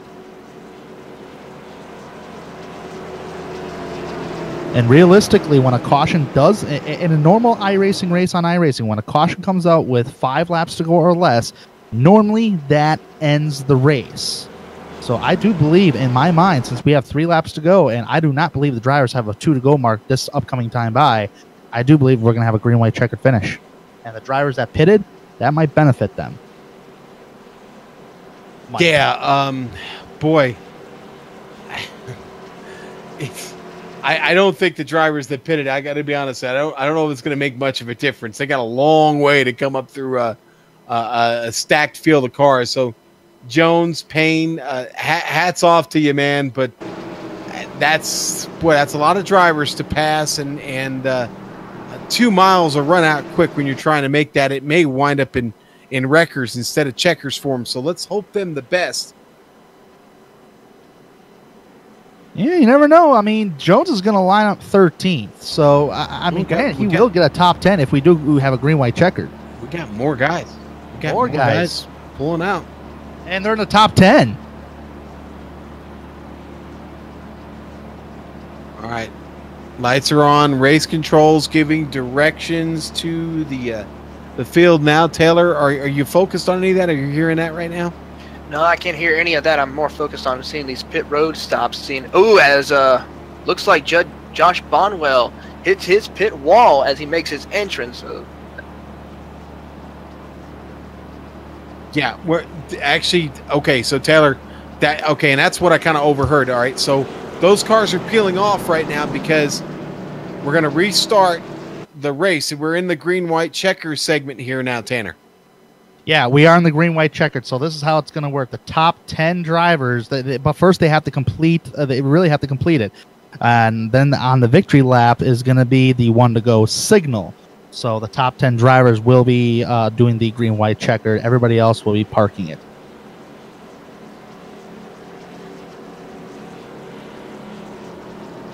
So, realistically, a green-white checkered, that's 2 laps. Once we go green, the next time by is the white flag, and then the next time by is the checkered flag. Dylan Jones, first car on the four fresh tires, is 5th now, since many of the drivers in the top 10 did pit. So that leaves Richard Regan Jr., David Washington, Justin Bolton, and Andrew Farnyars on old tires on a 2-lap shootout.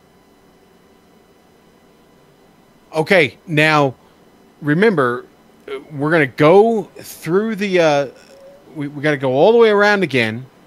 Okay, so that's what's being explained now in race control here is they've got to wait for the pace car to pull off before they get started. So they're on the last lap now. They're going to go all the way around. The pits are still open. You can still come in and service your car now. They'll come back around. They'll follow the pace car around one more time, and then they will set them green. Going to be a very interesting finish. I don't care what anybody says because you got Farnyars up there. You got Bolton. You got Washington, Regan, drivers who stayed out trying to go for it all. Then you got Jones and Payne on back on fresher tires. Oh, man, this is an interesting strategy all the way across the board. But, hey, it's going to set up for an exciting finish. And I don't think there is a caution at all whatsoever. You race to the checkers, realistically. That's right. Yeah, no, that's to get one shot out of here. That's it.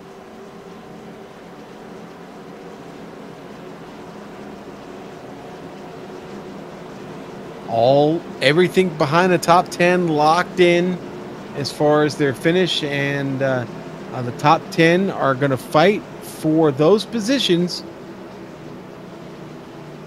Here's your top 10. Andrew Farnyars, Justin Bolton, David Washington, Richard Regan, Dylan Jones, Andrew Payne, Ryan Hill, Kyle Campbell. I did it.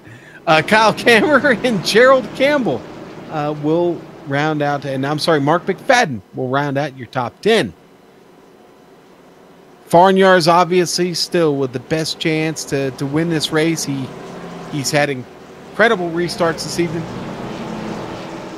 Man, the driver that's looking at this, I think the best driver to win this race is probably that 5th place car, Dylan Jones.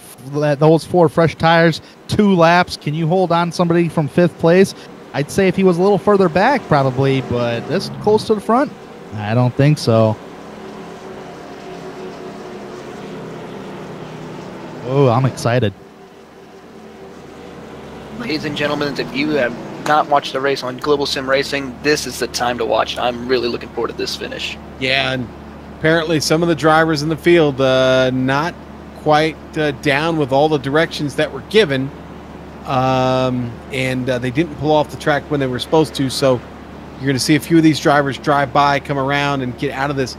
Now, they've actually kept the top 14 on track. So a little bit off script from what we've done normally here, but that's okay. We're going to focus on what's going on up front because that's the real battle we need to know about. They'll get us the results when we go into break.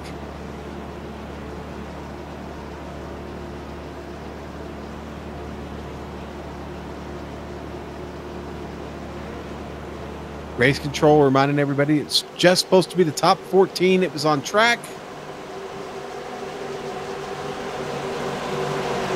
Here we go. The Ford Mustang pace car coming through turn 3.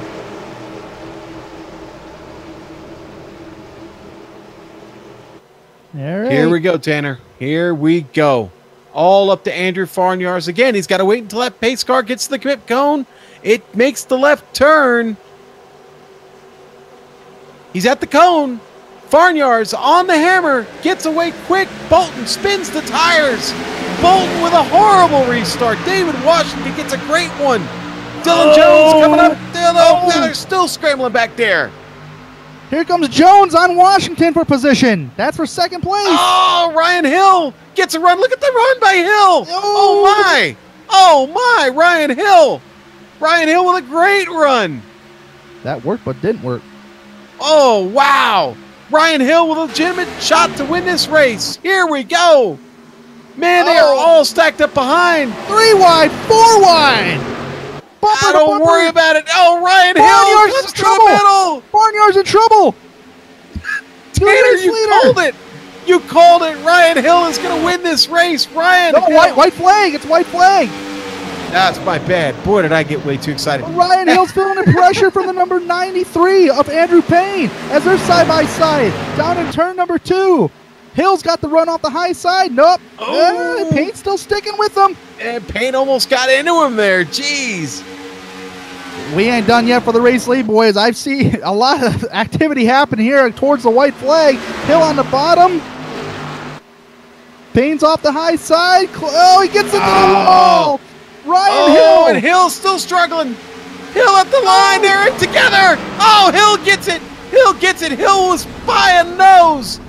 Oh, man. Oh, brother, that was great.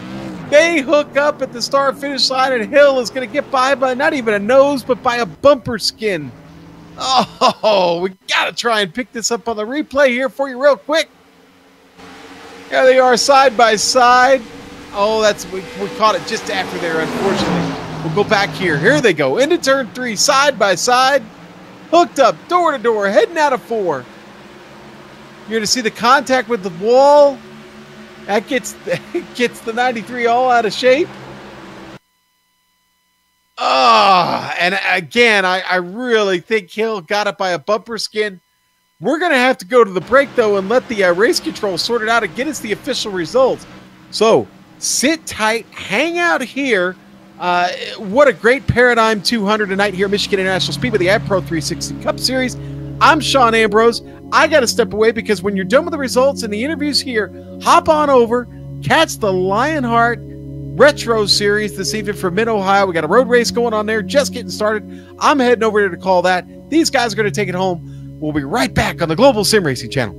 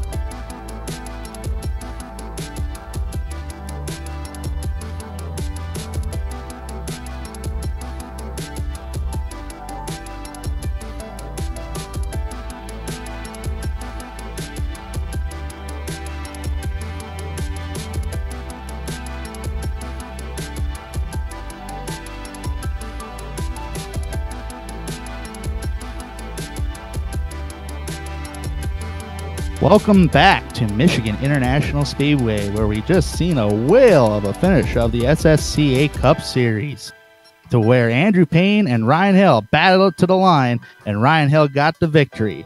So finishing results of the top 10, Ryan Hill takes the victory, Andrew Payne in second.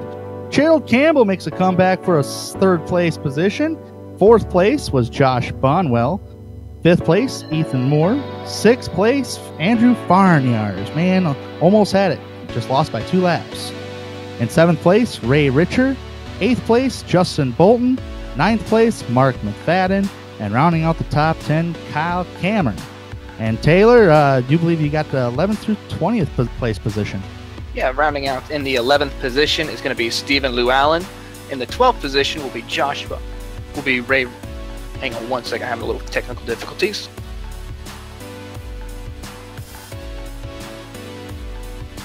Sorry about that for technical difficulties, but man, we got some interviews here lined up for you here. We're going to be interviewing 3 drivers, especially the top 3. Let's see if we can get them in here for a little chit chat, especially to talk about that finish here. I would love to talk to one of the top 2 drivers, like Ryan Hill. Let's bring Ryan Hill in here.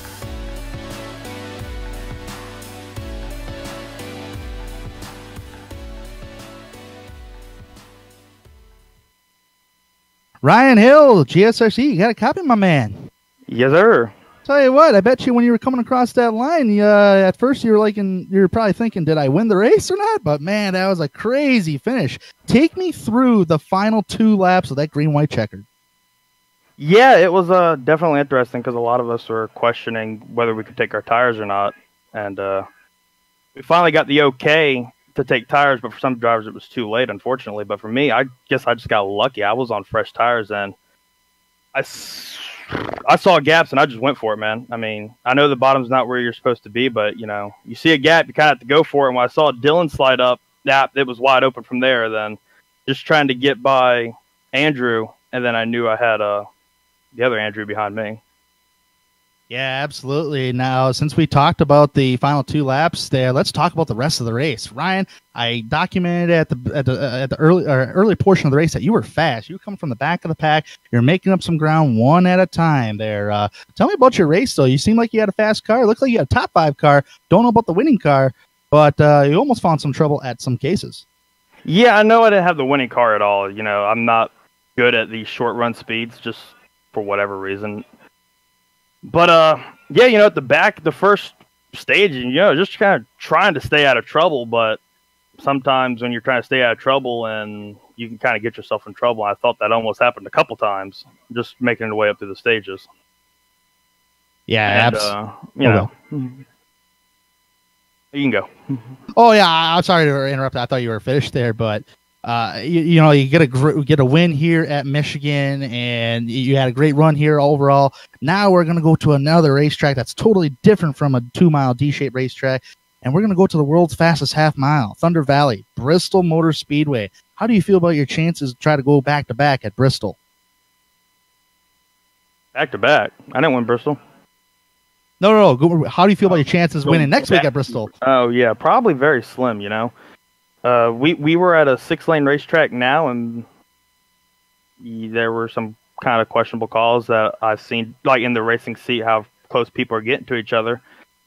And, we're talking about a 1-lane racetrack, really, that you could barely fit 2 cars on side by side, and we're going to have probably 23 cars there. So that one's pretty much just going to be whoever can survive the best is probably going to win that race.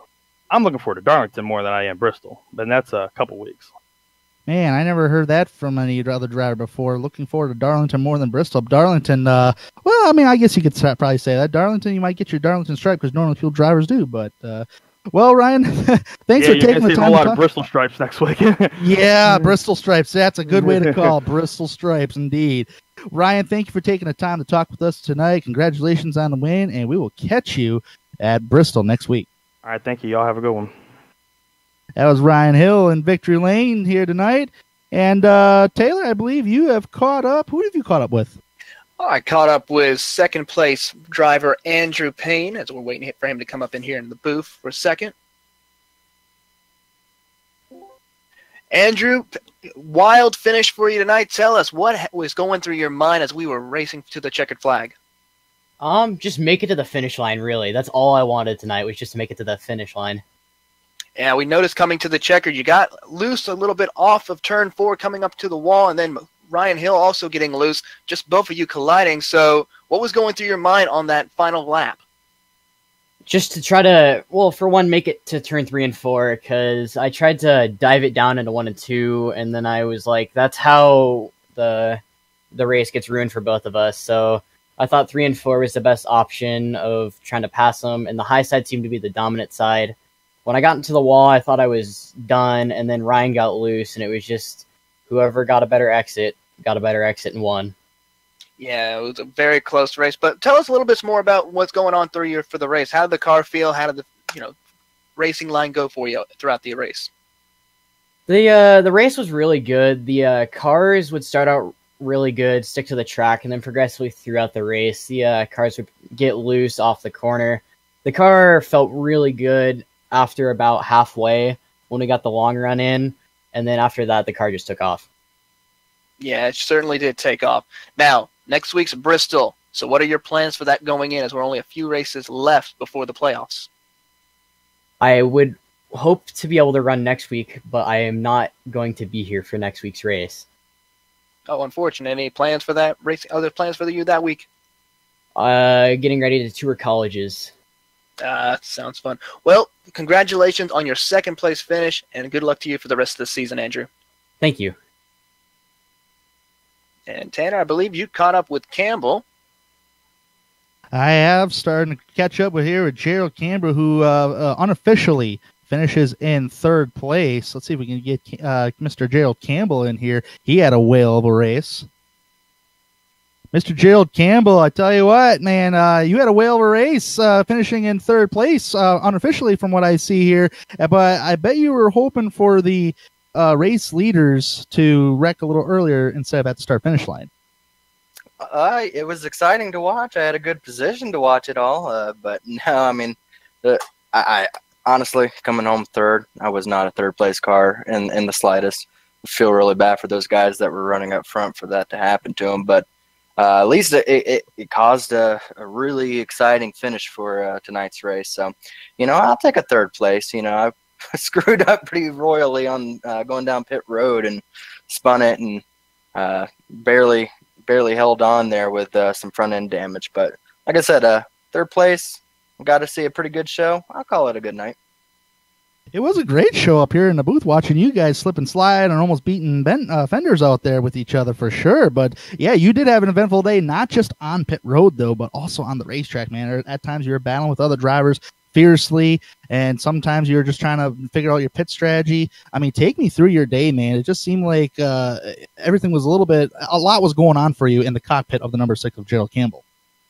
Yeah, I mean, I was a mid-pack car all night long. I knew I wasn't going to be able to race these guys heads up unless if I had some tires underneath me. I know these guys are some of the best in iRacing. So my strategy going forth was, with these limited pits or limited tires for these cars is playing the tire card correctly. And, the first or the second stage, I stayed out and had some old tires, went back to like almost 20 seconds behind the leader. And then I got some tires to be able to run up there and finish 4th in that second stage. So, these tires will make you a 10th quicker than some of these guys. So, I mean, it just, like I said, it was mainly just realizing that if I can't beat them heads up just yet, just trying to figure out strategy. That's where I tried to play my cards right, is just trying to figure out strategy and just going from there. Like I said, I think I went from 9th to 3rd on those last 2 laps. So, just tires are king, really. That's all it comes down to. It definitely was towards the end. But, Gerald, now we're going to go to a whole different animal, even though it's smaller than Michigan. We're going to Bristol next week. How do you feel about your chances going into Bristol? Well, I don't know if I'll be racing or not. I believe that's the week that I'm going to be going up to see my wife. I haven't seen her for a couple weeks. So, unfortunately, I don't think I'll be there for one of the most best tracks as far as entertainment, excitement, and beat 'em up, sock 'em up. You thought it was crazy tonight. Wait for Bristol. I'm going to be watching it if I'm not racing in it, just for the mere fact that these guys are hard racing. And you give them a small track, they're gonna be even closer than they were tonight. And you may see a finish even crazier than the one that you saw going into it, because every single one of these guys are so cutthroat when it comes for that win that they're gonna push the issues. And like I said, it's gonna be exciting even if I don't get to race. But real quick, thank VFW. I always put them on my vehicles. I just always have that on the vehicles because I always believe that you should think of that, regardless if it's a Memorial Day, a holiday that devotes that. But I always believe even if you walk upon someone and you find out that they're a vet, you should always thank them for their service, because they get us to be able to have a life like this where we get to enjoy online racing and people all around the world coming together to put on a show. So like I said, we'll see what Bristol brings, if I'm there or not. If I'm there, I'm sure I'll bring a spare bumper. Yeah, and we also like to thank you, Jail, for taking the time to talk with us this evening. Congratulations on a top 3 podium spot, and best of luck to you in the future SSCA races. Darlington's going to be coming up. Hopefully you'll be at Darlington. Yeah, I'm thinking of running a throwback paint scheme. I think that's what everyone's doing. I'm eyeing up a Hudson Horton paint scheme maybe, but we'll see. I didn't make my decision just yet. All right, you heard him, folks. That's Gerald Campbell, who finishes 3rd tonight. We thank Gerald for coming to talk with us here on GSRC. And before we pack it up and go to Bristol, we got to give a couple thanks here. Remember, today's was brought to you thanks to Paradigm Technology. Paradigm leverages creative and development talent throughout the country in order to achieve the greatest level of success for their clients, led by CEO and founder Donnie Hatt, along with the team and position around the globe in the places like Florida, Georgia, New York, Colorado, Washington, Utah, Virginia, Louisiana, India, France, and more. Paradigm brings the most up-to-date demand, access, and attention to the client's needs, allowing them to achieve the most innovative, up-to-date success with all their projects. Find out more at pdctech.technology or at paradigmdevelopment.net. We also would like to thank AdPro 360, thanks to the title sponsor for them, for an advertising agency specializing in digital and social media marketing. For more information about them, go to www.adproresults.com. Simulated Stock Car Association to everyone here for the organizing the AdPro 360 Cup Series and contracting with Global Sim Racing Channel to broadcast it. On the screen now are some of the company's equipment and software that made this broadcast possible. The iconic original music that lets your ears alert your eyes you're watching a GSRC production comes courtesy of Erica Combe and June Lalonde. See the screen for how to contact each of them. And Taylor, where are we going next? Well, the SSCA Cup Series will return in 1 week's time on August 2nd. For round 16 under the lights at Bristol Motor Speedway. The GSRC will be there to bring you all the action, and we hope you guys can join us. Sliding across your screen right now are some of the up-and-coming broadcasts, so check those out and mark them down on your calendar. If you'd like more information about GSRC, including a complete list of future broadcasts, you can find it all at www.globalsimracingchannel.com. We're also on Twitter at GSR Channel and Facebook at Global Sim Racing Channel. Finally, on behalf of our crews, Sean Ambrose, Taylor Burris, and Joe P., and our camera artist, Dougie Beard, I'd like to thank all of you for watching. So until next time, race clean, race hard, and we'll see you on the track.